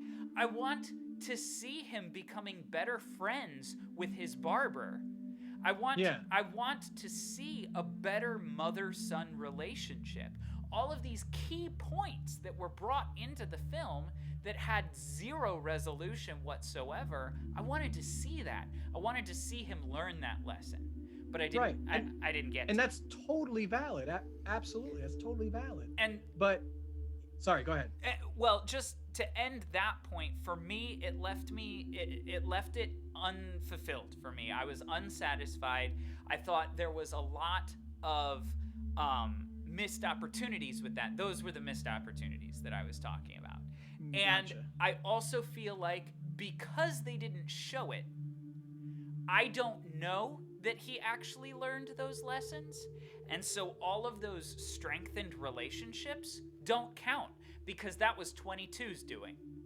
22 did all of that. I don't know if he's truly going to go back and follow up on that stuff. I don't. I know that maybe he's learned to enjoy living a little bit more because that's what he says. But I don't know that he's going to go have a better relationship with his barber. I don't know that he's going to teach better. I don't know any of that because the lesson that I got from it is he doesn't know what he's going to do. He's just going to enjoy living. And I'm like, a majority of the movie leads me to believe that he thinks living is finding joy in the small things, like pizza and sky watching and, you know, stuff like that. And I'm like, that doesn't actually tie into him. And so I wanted to see that, you know, all of the small things being actually tied to his story in the end. Right. But it never happened. And so that's where it left me a little bit unfulfilled. Dude, to play devil's advocate, life is a very ambiguous thing, man. Yeah, absolutely. I think because, you know, I'm not saying my way is the right way. Not at all. Not by a long shot. But well, it is the right way because it's what was put out. So well, okay, well, there's that. But yeah, I mean, it is the right way. That aside, it is 100% correct. Don't get me wrong. And I'm not gonna lie to you. I still think the movie's fantastic. I love the movie. Right. No, like I said, I've watched it 4 times, and only a couple of them have been for analysis. A couple of the others have been just out of pure enjoyment. Just to watch it. I really liked the movie, and I don't discredit it at all. And I definitely think that the choices that were made worked. I just don't think they worked for me. They worked for people. Absolutely. They work for people like you who can see or dying inside, who are dying inside, and who have no purpose. but I am way too much like Joe, and I really wanted to see Joe learn those lessons because I identify with Joe, and leaving it open-ended made me go like, oh crap, I don't know if I learned the lesson or not. I don't know what's going on. But when you think about it, if you watch it, it was supposed to be in theaters, okay? Yeah. So this was supposed to be in theaters. Can you just imagine, humor me, just watching this movie in theaters and, sticking around for the credits, because we always do as artists who appreciate other artists. And, Terry comes up at the end and says, what are you doing here? Oh. Go home. The movie's over. So that gives you the thing of like, yeah, I gotta go home. I gotta get out of here. I gotta go do my own thing. That was the last thing I was going to comment on too, was that, yeah. Because I thought of it when I first watched it. I was like, it says go home. I'm like, I am home. Oh, wait. Oh. I get it. I get it. I feel like but Princeton yeah, and it's Avenue Q, searching for your purpose, right? But yeah, that's it. Pixar do have an IQ. But that's the thing. Like again, art is subjective, but it definitely made me think and reflect on, like, just like you don't know what he's gonna do. I don't know what my life is gonna go to. I don't know what it's the uncertainty of what my life is gonna be. Yeah. Am I gonna do the right choices? Am I not? I guess we'll have to see. Let's jazz it, baby. That kind of thing. Yeah, and I see the point in that. And I'm not saying Joe's gonna do the right thing every single time. No, he's yeah. still human. Yeah, exactly. And he's in New York. So. I definitely think that that's a huge, like I said, a huge message of the movie is that we're just gonna take life one stride at a time, and we're gonna improvise, we're gonna jazz it, and it's gonna be fine. Like, I think that's the point. But I don't like the point. The way it was, you don't like the way it was given. I don't like the way it was given, just purely because I like to see that happen. I like the resolution because, yeah, as Hannah Montana said, nobody's perfect. Nobody's nerfect. Nobody's nerfect. But yeah, like I just like the resolution. When I go to the theater, when I watch something, I expect to be resolved at the end of it, to understand everything at the end of it, and if I'm getting myself into something that is not to be understood, then usually it isn't a movie that's meant for children. And gotcha. and I want to talk about that in just a moment, but I have to bring something up that was in the middle of your story, and I didn't want to interrupt you. You can interrupt me at any time you want. I know, but you were on a roll, and I just wrote it down instead. So I wanted to talk about going to the great beyond. Okay. Po Buddy's Nerfix. Thanks for adding that quote, Matt. Matt, I'm glad you're here. I am too. So what do you think? How would you feel if, hypothetically, the movie did end with him going to the great beyond? Maybe it's not the right choice, and you can convince me that it isn't, because obviously... Storyboard this for me, just so I can have a clear idea of what you're talking about. Yeah. So... I don't mean doodle it, just describe it to me. Yeah, sure. Give me just a second. No. So hear me out. Yeah, so close. I'm sorry, go ahead. So close. So here's the thing. At the very end of the movie... right before Jerry pops up and is like, hey, we're going to give you a second chance. Right before that, you see him. It zooms in close on his face. The white light is drowning him. And then credits? the white light is starting to drown him. And he closes his eyes, he breathes in, and he lifts his hands. Like, I mean, I know you can't see it on stream, but like he lifts his hands like this. He's ready. Mm-hmm. He's embracing it. Fully willing and accepting his fate. What happens if he just starts floating up and that's the end? What happens? Tell me. Why would that be a bad choice and why would that be a good choice? Because in my opinion, I don't necessarily think it's a bad choice. I don't. Because you know me, I like playing devil's advocate for everything. Yeah, because I don't think it's necessarily the strongest choice. No. For the same reasons that I've put out before. But what if the story, he goes up and is absolved into the great beyond, and then even if it doesn't end there, even if it comes back and focuses on 22's birth, and now we've got a new life, a life for a life, something like that. It could be interesting. You could play with it as an artist, but I don't necessarily think it's a bad choice, because I think it's totally valid. Yeah.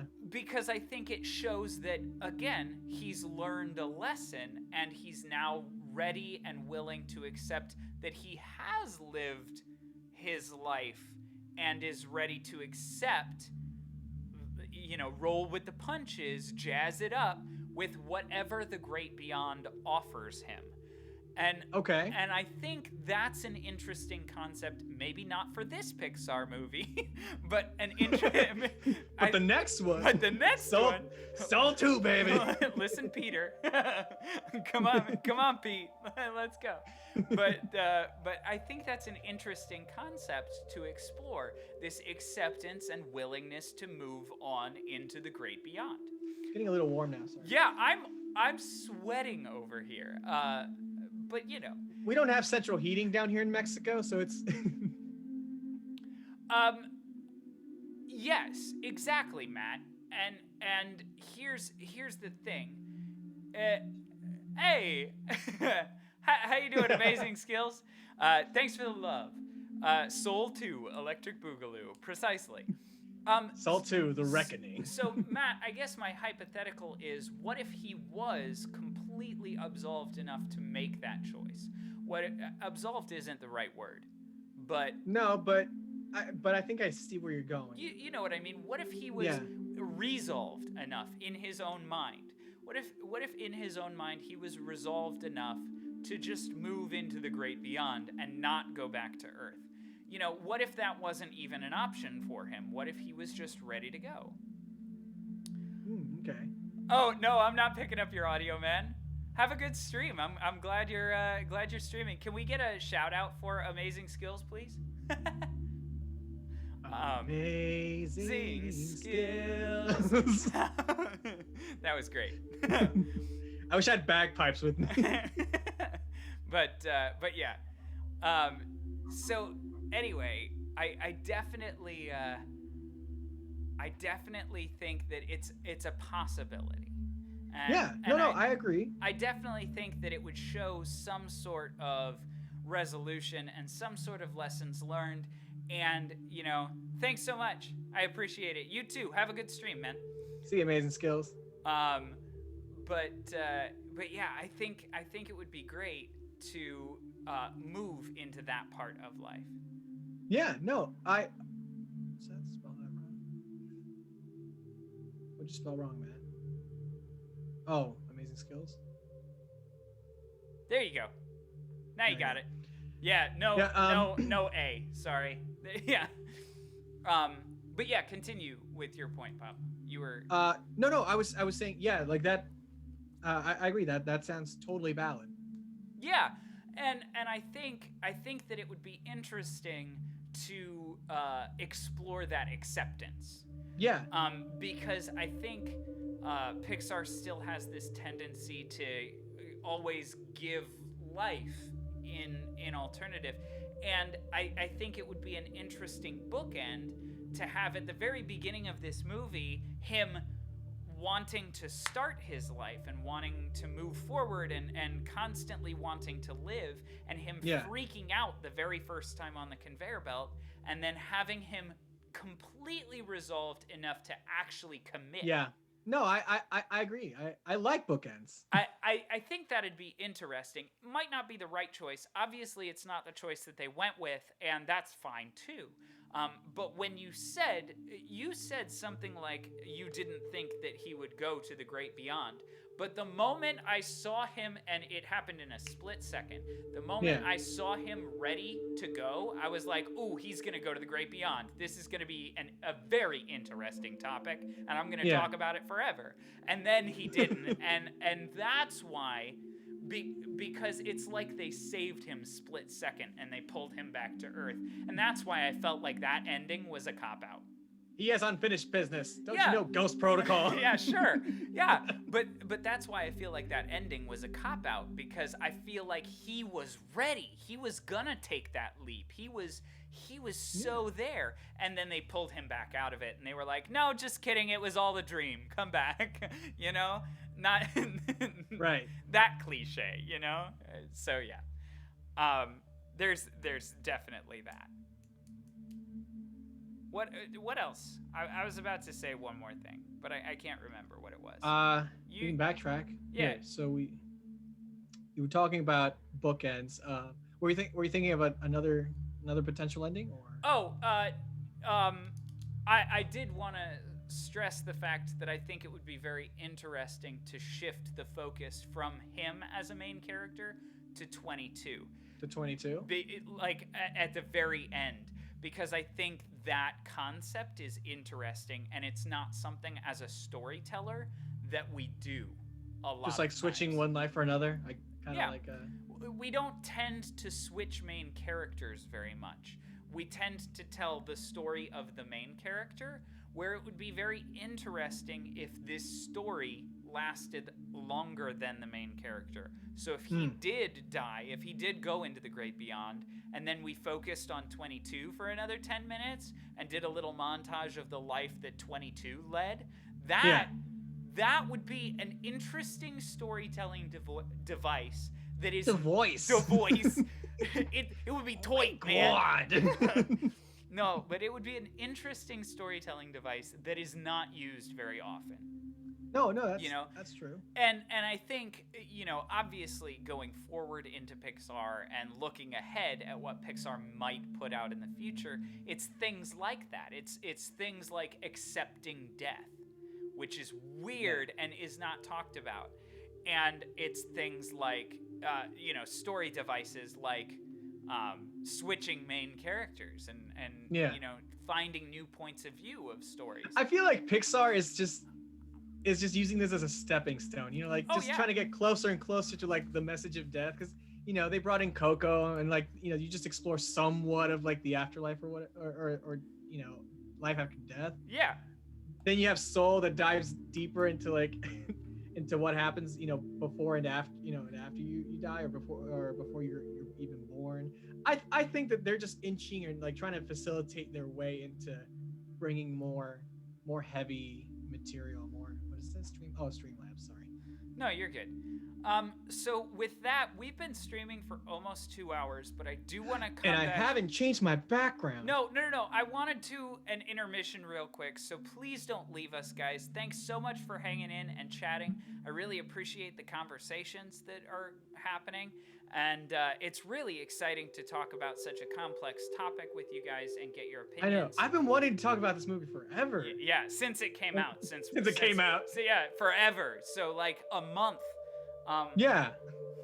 We're doing The Witches next. You're not getting out of it. Okay, we'll do it. But right now we're going to take just a short break, and we will be right back after this.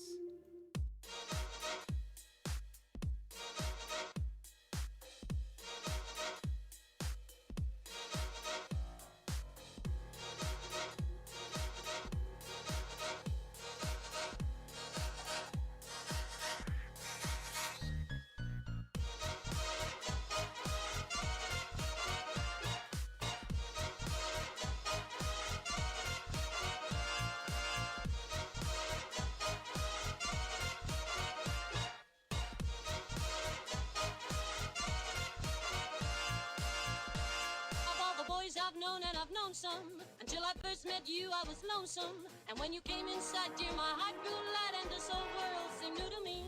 You're really swell, I have to admit you deserve expressions that really fit you. And so I've racked my brain hoping to explain all the things that you did to me. Call me Mr. Shane, please let me explain. Call me Mr. Shane, means you're grand. Call me Mr. Shane. Again, I'll explain. It means you're the fairest in the land. It means you're the fairest. It means you're the fairest. It means you're the fairest in the land.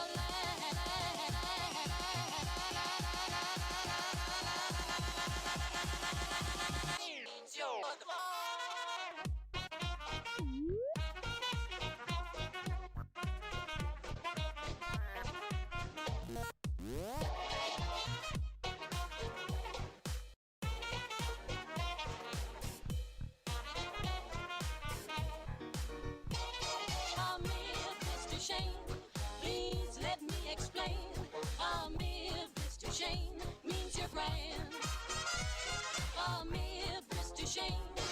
Again, I'll explain. It means you're the fairest in the land.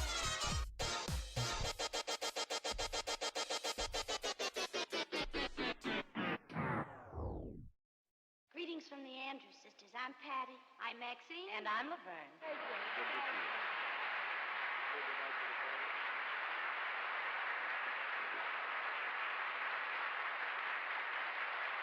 I could say Bella, Bella, even say wonderbar. Each language only helps me tell you how grand you are.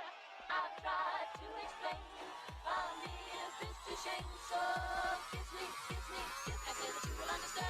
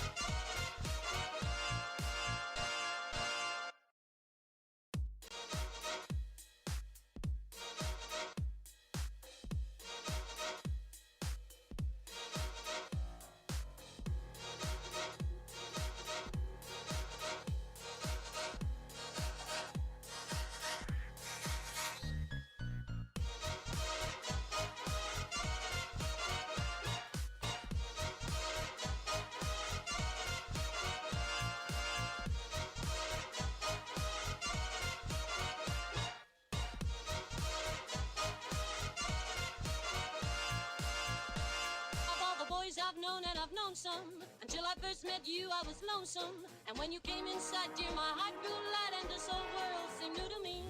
You're really swell, I have to admit you deserve expressions that really fit you. And so I've racked my brain hoping to explain all the things that you did to me. Mr. Shane, please let me explain.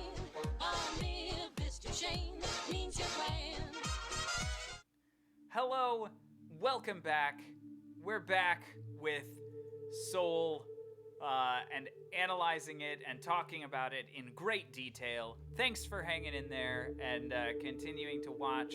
And thanks for the octopus in stream. I really appreciate it. That's awesome. It is. Matt, with the 1-bit coming in clutch. I need the air horn. By the way, I'm sorry, guys. I'm finishing up a granola bar right now. He's having a really hard time with that granola bar right now.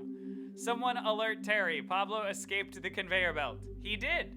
If you can sneak across the border, you can sneak in here. It's easy. But yes, so Pablo is now in the Great Before.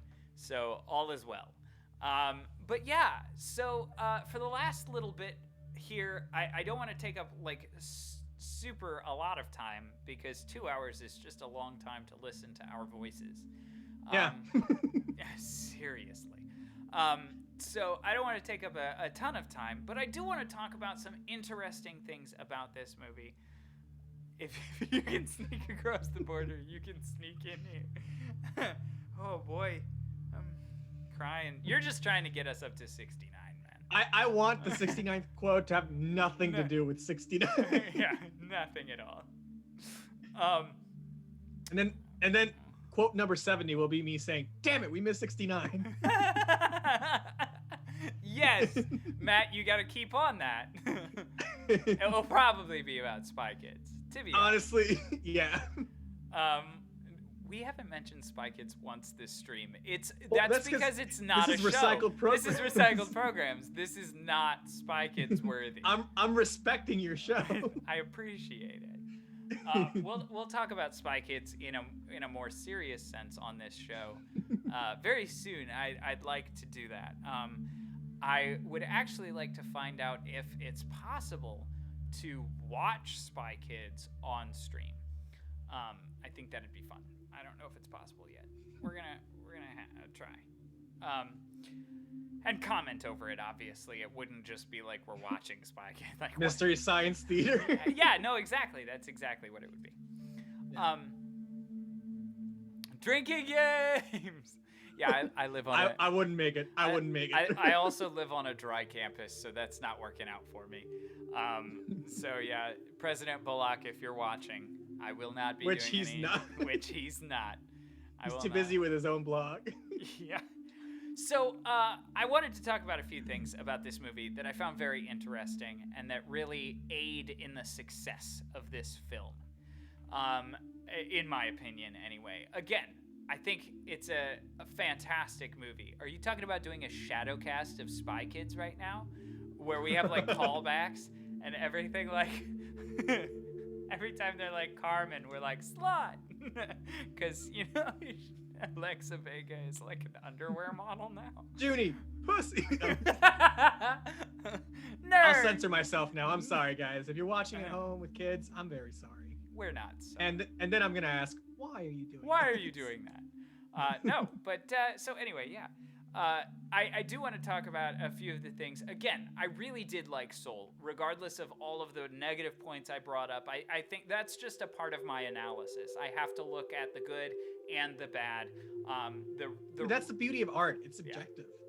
And exactly, it is very subjective. A lot of my opinions about the film are not very common, and that's totally fine. You know, a lot of people are very much like Pablo, where they found justification in all of these things, and they completely bought. That's my need for resolution right there. That's me trying to piece together things to make sense. Yeah. And so a lot of people are like that, whereas I am not. I look at things and say, these are some downfalls in my opinion, but again, not in everyone's. So that's totally fine. I definitely really loved Soul and would recommend it to anyone who likes anything else by Pixar. I think it's a fantastic movie to watch. Yes, even Cars 2. Even Cars 2. But, to be honest, speaking about Pixar, this is by far the most complex and adult-geared children's movie I have ever seen. And I say adult-geared because I truly believe that this movie is not necessarily for kids. I don't think this it was is. definitely aimed towards a slightly different audience. I don't know that it would capture a child's attention in the way it captured mine. The Great Before, maybe, but that's about it. Yeah, I think maybe it was fun to look at, and I think maybe some of the dumb humor here and there would keep their attention a little bit. And I love the dumb humor. I enjoyed the dumb humor, sure, but I enjoyed a lot of the dark concepts that they made me think about, and I don't necessarily think a child would.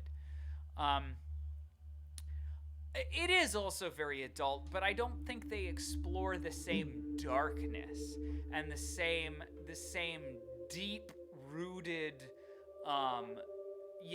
life-altering and life-questioning topics that they cover in Soul.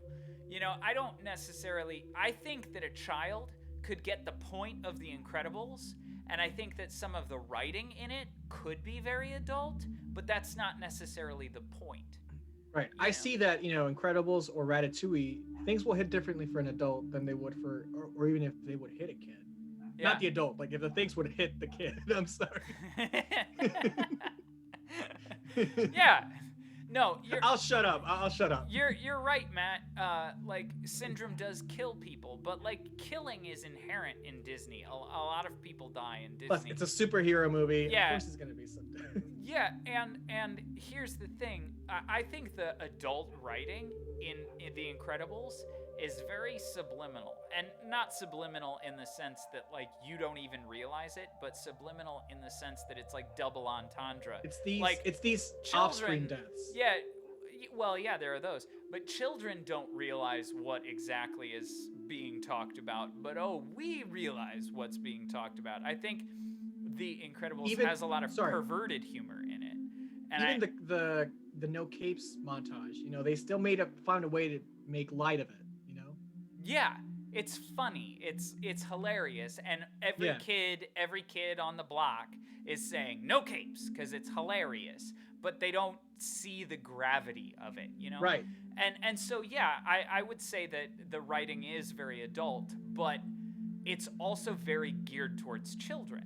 Whereas the writing in this, the actual content and the actual storyline is very adult. You know, the storyline of being a bunch of superheroes to save the day at the end of the movie, that's not very adult necessarily. But the story of finding a purpose in life and figuring out what makes life worth living, that's complex and exceptionally adult. And so I think that this is by far the most adult kids movie I've ever seen. And I'd say that the only step before that was Inside Out, where they were talking about very adult concepts with emotion that were a little bit lighthearted because of the context of the movie. Right. But very adult concepts. And I think this film did the same thing, where it's just, yes, exactly, both directed by Pete Docter. Exactly. I mean, he's really good at that. I don't know if you watched the interview, Matt. I might drop it in the Discord just purely because I thought it was a great interview to watch. But Pete Docter actually talks about how he finished Inside Out and it was released, and he was like, this is what I've been working to do my entire life, so what's next? What's next? And that's what made him think of Soul. You know, when you think about that, this is what I've been working to do my entire life, and it's done, and I'm unsatisfied. What do I have to do now? And so Soul came about, and I love that idea. You know, it's great, but it is very adult. It is very, very, you know, introspective, and not, you know, you don't necessarily think of a child as a very reflective and introspective person. You know, they're very external beings. Children are, and so that's something that I found that's very interesting. And of course, it's got stuff for kids in it. But I think that overall, yeah, he dies in the first 10 minutes. It's pretty aggressive with its content. Like, it's just like, hey, this is a very different film than what you're used to. I want it to be just Pixar saying, remember how fast we killed Ellie? Check this out. Check this out. You don't even get a montage. Like, oh God, it's great. It's so great. Actually, that is one of the things that I wanted to talk about. The emotionality of this film. So for me, I am a crier. Like, when I'm watching films, dude, I cry so hard. And Up obviously had me in the first 5 minutes or 15 minutes when they killed Ellie, you know. Right. Because screw Pixar. But this was supposed to be one of the most emotional films ever, right? That's kind of what I thought it was going to be. It was going to be super emotional. And I still cried. I got choked up. I cried a little bit. But I didn't cry when I thought I would. I did not cry at the climax of the film. And I don't think I was supposed to. And that's kind of what I was commenting on. That this movie is emotional in different places. You know, you don't necessarily cry at the, well, yeah, exactly. I'm curious, what choked you? Go ahead, finish. And, two things choked me up. I thought it was going to be the climax of the film, right? The climax of the film is where people cry. That's, yeah. Right. And I cry when I feel, Matt. So that's why I'm saying cry, because whenever I feel happy, like overwhelmingly happy, I cry. Whenever I feel overwhelmingly anything, I cry. Dude, whenever we're watching a movie, we always turn to each other and we're like, Yep. Yep. No, seriously. But here's the thing. Like, so I don't know, Matt, if you've seen or heard Hamilton, but in the first song, everything gets quiet, And he goes, Alexander Hamilton. My name is Alexander Hamilton. And there's a million things I haven't done, but just you wait, just you wait. And it builds, right? I cried then. It was the first song. I wasn't sad. Right. I was so like wrapped up in the energy of that gets brought up throughout the show. That I cried. And it does. Yeah, it does. Yeah. And so for me, I cry regardless of the emotion that I'm feeling. So, dude, I cry storytelling sometimes. Yeah, no, I believe you. Like I cry. I'm very affected by music, and I'll talk about that in a minute. But so I thought I would cry at the climax. Okay. That's funny, Matt. Matt, please quote that. Jacob said, I thought I would cry. At the climax. Oh, God. Do me a favor and make it a quote. I will pay you. You don't have to pay him. He's our mod. He does that. Fine, I'll send you an edible arrangement. How's that? Aw, sweet. If only it was an edible arrangement. That's what I said. Oh, yeah. Yeah. No, but... what state are you in? Yeah, right? Matt. Oh, he's in Ohio. I don't know. I don't know what the legality is over there. I wouldn't know. Anyway, so here's where I did cry. Yeah, it would have been a good 69. Oh, you're in Indiana. I thought you were in Ohio. Am I just dumb? I could be. No. It's totally fine. I'm the worst. So anyway. Go ahead. Sorry. Probably. So the two places that I cried were, number one, the first time I cried was in the barber's office. Okay. Barber's office? I got you. The barber shop. Yeah, no, that choked me up. That did choke me up. And here's what choked me out. Are you doing okay, Jacob? Dude, are you feeling lonely? We've been streaming for over 2 hours, and my words are getting confused. Okay, that's all. It's a dry campus. You're not drinking, are you? Nope, not yet. No, but here's what choked me up. It wasn't the encounter with the barber. It wasn't that.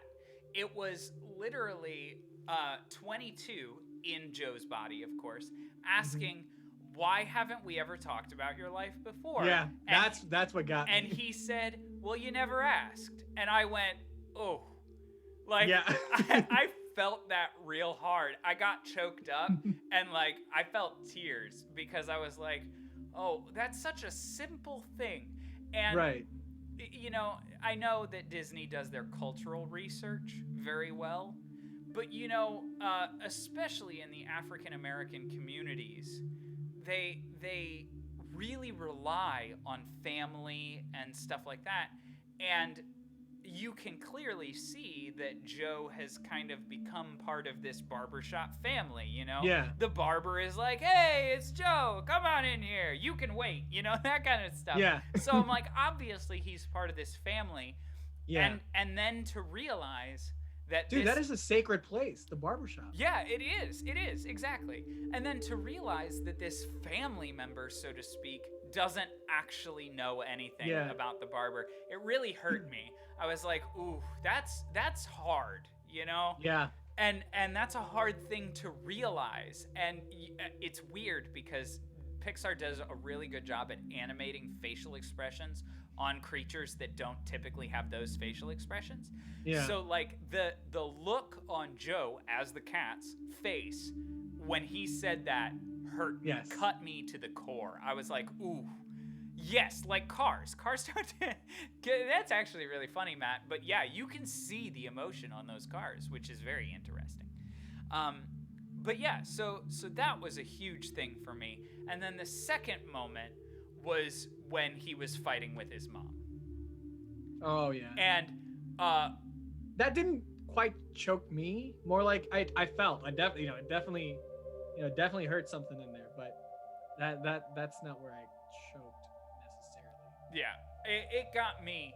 It got me when 22 said when 22 said what Joe said right off the bat, like flippantly, and just said it, And everybody in the theater at that point, I would assume would go, ooh. Yeah. Ooh, Yeah, I could see that. Oh, that's bad idea.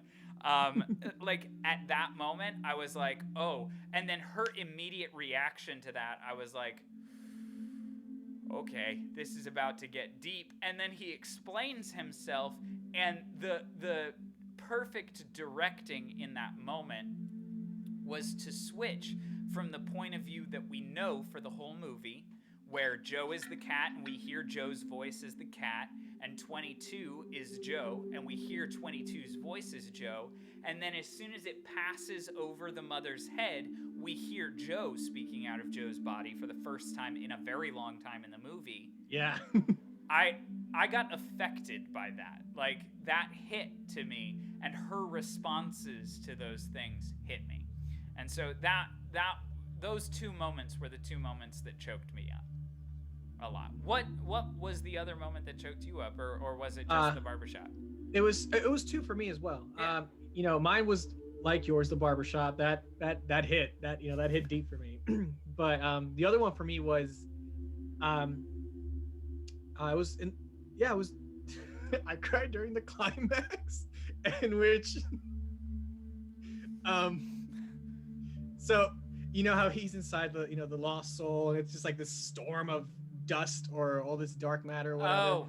And it's what hit me was the fact that she was considering herself like a failure and all that stuff, and you see the manifestation of all her previous mentors saying how she's how just belittling her, and yet the biggest one was Joe. Like, he was the even like his presence was much bigger than the other ones. Yeah, he was the most impactful. Yeah, his was the one that hurt the most, and I was like, oh god, like that choked. Like my eyes were getting moist, and I was like, ooh no.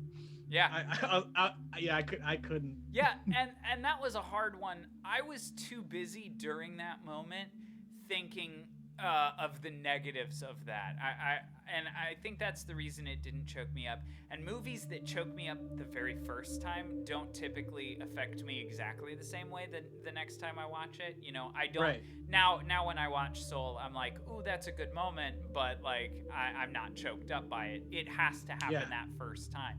And the first time I saw all of that, number one, I was really focused on exactly what was going on, because I kind of forgot about all of her other mentors. and then like they started coming up, and I'm like, oh, really? That's this. They made a whole joke about it. Yeah, I know. But I had forgotten at that point, and I was like, oh, that's this person, that's this person. They're all like, and I was focused on what they were saying, not exactly the actual physical representations of them. And then when I saw that Joe was one of those things, and Joe attacked himself or his soul like inside that cloud, I was like, that's like very impactful, but it didn't choke me up. Right. So, Matt is also on obviously when 22 was lost and feeling worthless. Yeah, exactly.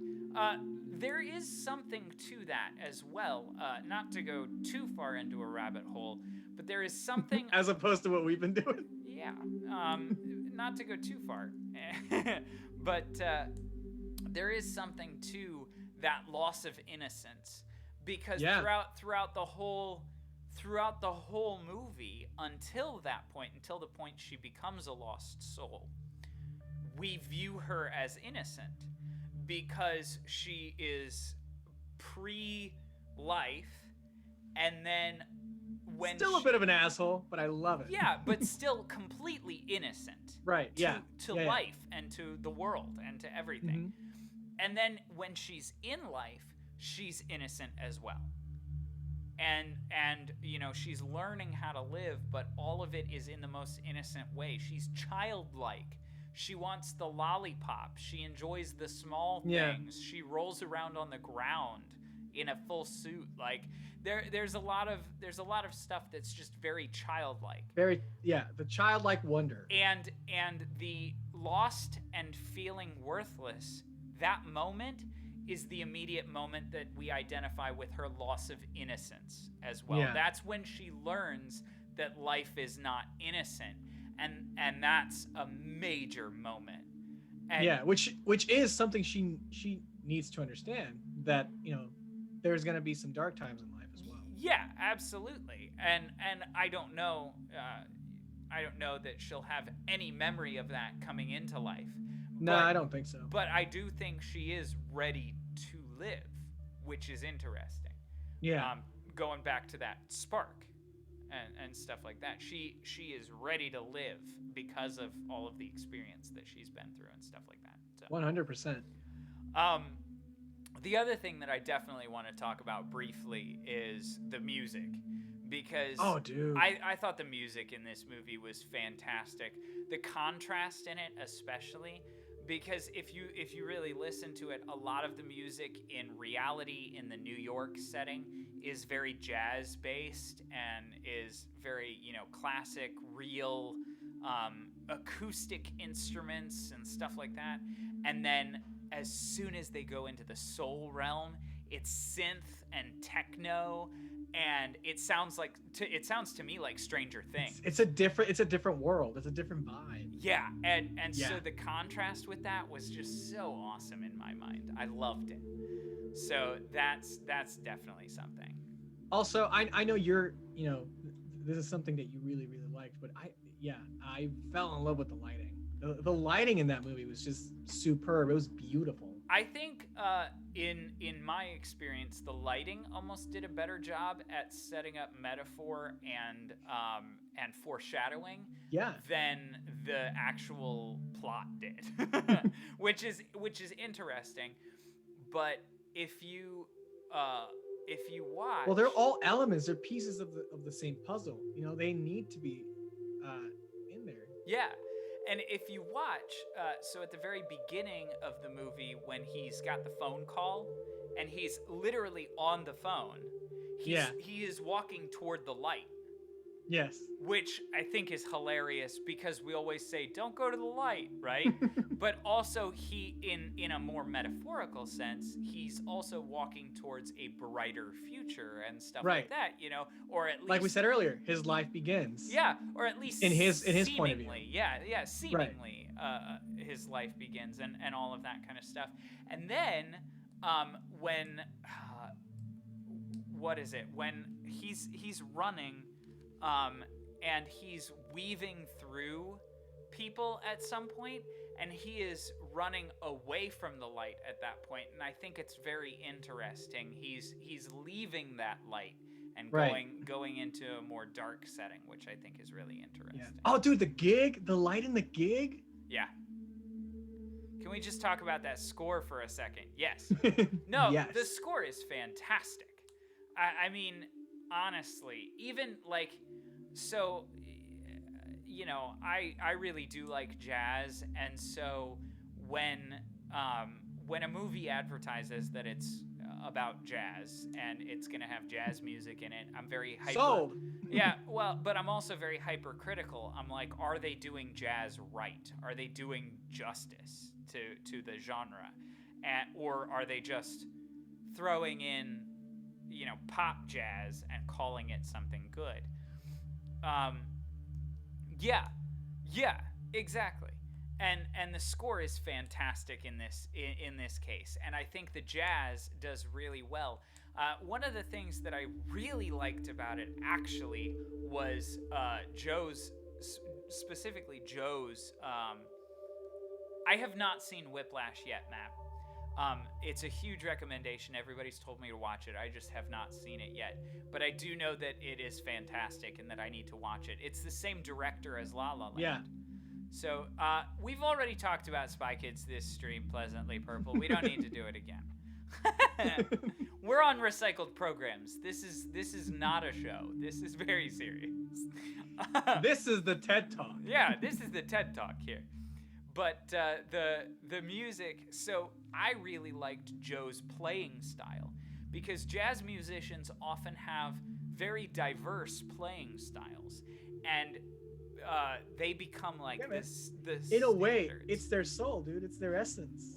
Yeah, no, I'm gonna go on a rant about this. I'm sorry. Go ahead. No, I didn't mean to take the thunder. Then. No, you're totally good. That inspired my rant. Like that's the thing is. These musicians, their identity is the way they play. That is their essence, their being, you know? And when we study jazz, we look at those artists and we say, this person influenced jazz because of the way they played, and this is it. And so when you write jazz music now, you're constantly compared to those people. And I think, in my personal opinion, it might be similar to other artists, but Joe's playing style is so unique and so jazz, in my opinion, because he obviously the technique is there and everything. It's an animation. The technique is there, right? But you know what I mean. Like, who I think they modeled it after somebody, and I can't remember who they modeled it after. But anyway, the technique is there and everything, but the actual sound that he gets is so unique and so just, it was refreshing to me. It wasn't so La La Land. As much as I love La La Land, because I did absolutely love it, La La Land's jazz is just jazz. It's just blah. It's this, you know? It's jazz standard, so to speak. Whereas I think jazz is so much more than just jazz standard. You know, you can get people to like jazz standard, and that's fine. But soul really showed a different side of jazz that was interesting to me, and I loved their take on it and what they did. I also loved being a part of the business and seeing how this stuff works and knowing how this stuff works. I loved how when he got to the gig, or when he got to the audition, not the gig, but the audition,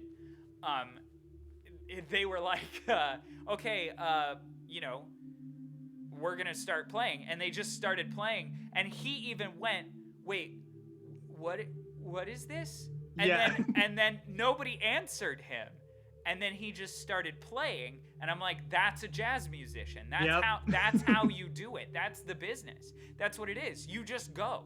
You have to work all completely based off of your own knowledge of jazz and what the heck is going on, and what, you know, you've already learned in the trade. And it's amazing. Like, I loved that part of the movie too. Sorry, it was just so well done. So well done.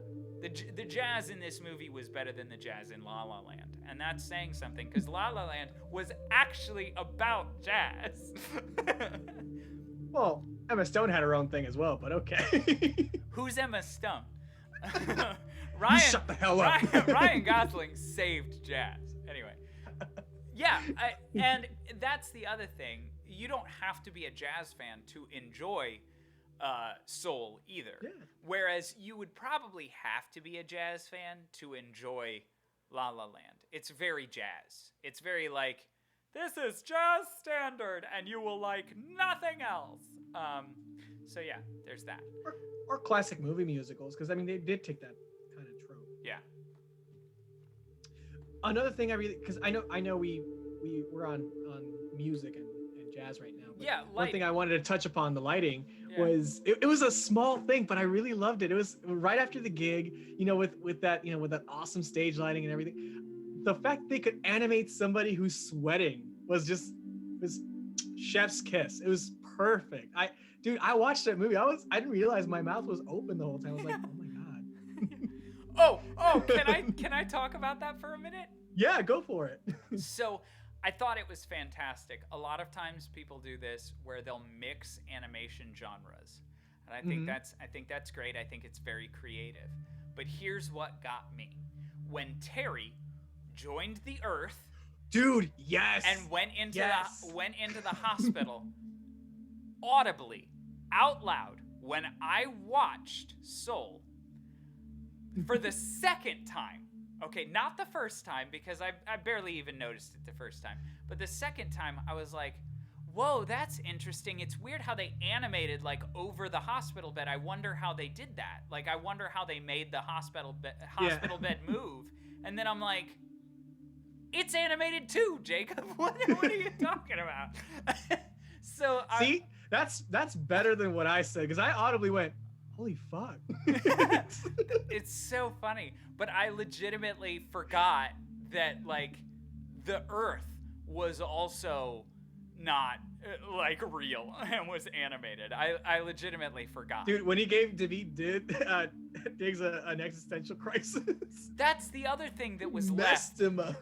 That was the other thing that was left in the dust. I wanted one more scene with him in it. I agree with you. I wanted one more scene with him. Because yes. because it didn't feel right. We got to see him once, and then we got to see him twice with the existential crisis. We needed a third. We needed a resolution. Also, absolutely. I agree with you. Lisa was brought up twice. There was a lot of this movie that was done in 2s instead of 3s that kind of bothered me. Because of the seedlings. I know. But but that was another in my take missed opportunity was following up on David Diggs's part. Dude, legit after the movie, like when the credits start rolling, I just said he better call Lisa. He better call Lisa, right? I would watch a short. I would watch. I'd watch a Soul short where we get to check back in on Joe. How's he doing, by the way? He's in jail. What happened? Stay tuned for Soul 2. Electric Boogaloo. But anyway, do you have anything else to add, Pablo, before One tiny thing. Yeah. The New York pizza rat. The fact that they added that in. No. No, I know. But it looked like Ratatouille as well. But also, it was Pizza Rat, the meme. Yeah. Yeah, for sure. 100%. That's all I have. I loved it. But all in all, it was a great movie. And so, yeah. With that, we've been streaming for 2.5 hours, and my voice is getting tired. And I'm getting tired personally as well. So with that, I think I'm going to leave it. I am going to say, if you aren't following already, feel free to hit that follow button. Thanks again so much for President Donald Trump today who followed. I appreciate it. I never thought I'd hear that in here. It's hilarious to me. But thanks so much for the follow. If you miss our streams live, you can always check them on YouTube. I will be posting this one up on YouTube as well. Reruns, catch the reruns over at our YouTube page. Be sure to subscribe and comment over on those videos. We always check the comments. We love to see them. We love to get your response, and we love to interact with you guys.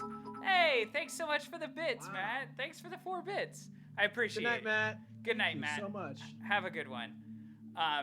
But yeah, also feel free to connect with us in Discord. That's where we have conversations. We'd love to get to know you guys. We'd love to meet you.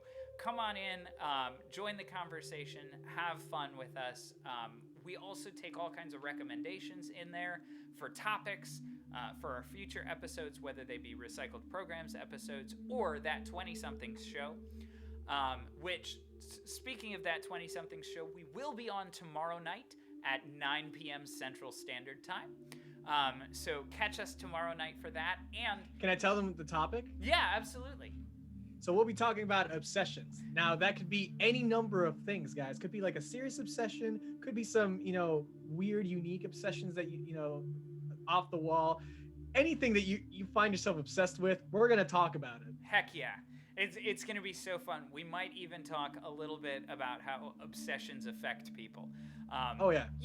Like becoming a lost soul. Or really just damaging my bank account, but okay. Nice, Matt. I'll be sure to check in tomorrow night if you stream before 9 Central Time. I'll hop on before we start streaming, and if you can hop in, that'd be great, man. Sounds like a plan, Matt. But yeah, also, if you want to keep up to date on all of our different episodes, whether they be Recycled Programs or That 20-somethings Show, you can follow us over on Facebook at That 20-somethings Show, and we'll keep you updated there, as well as just have a fun time and post some random stuff every once in a while. So be sure to follow us at all of those places and hang out with us. We love interacting with you guys, and we've really appreciated this conversation on stream today. So with that, I think that is all for us tonight. I am going to try to see if there's somebody that I can raid tonight. It is getting kind of late, so I don't know who all is on, but let's see. Oh, it looks like Laura Wiley Piano is on right now, so I'm going to send you guys over to her. Yeah, she oftentimes she plays Broadway, so I am going to send you over to her. So enjoy, and thank you again so much for everything, guys. Have a great night, and I'll see you all tomorrow, hopefully.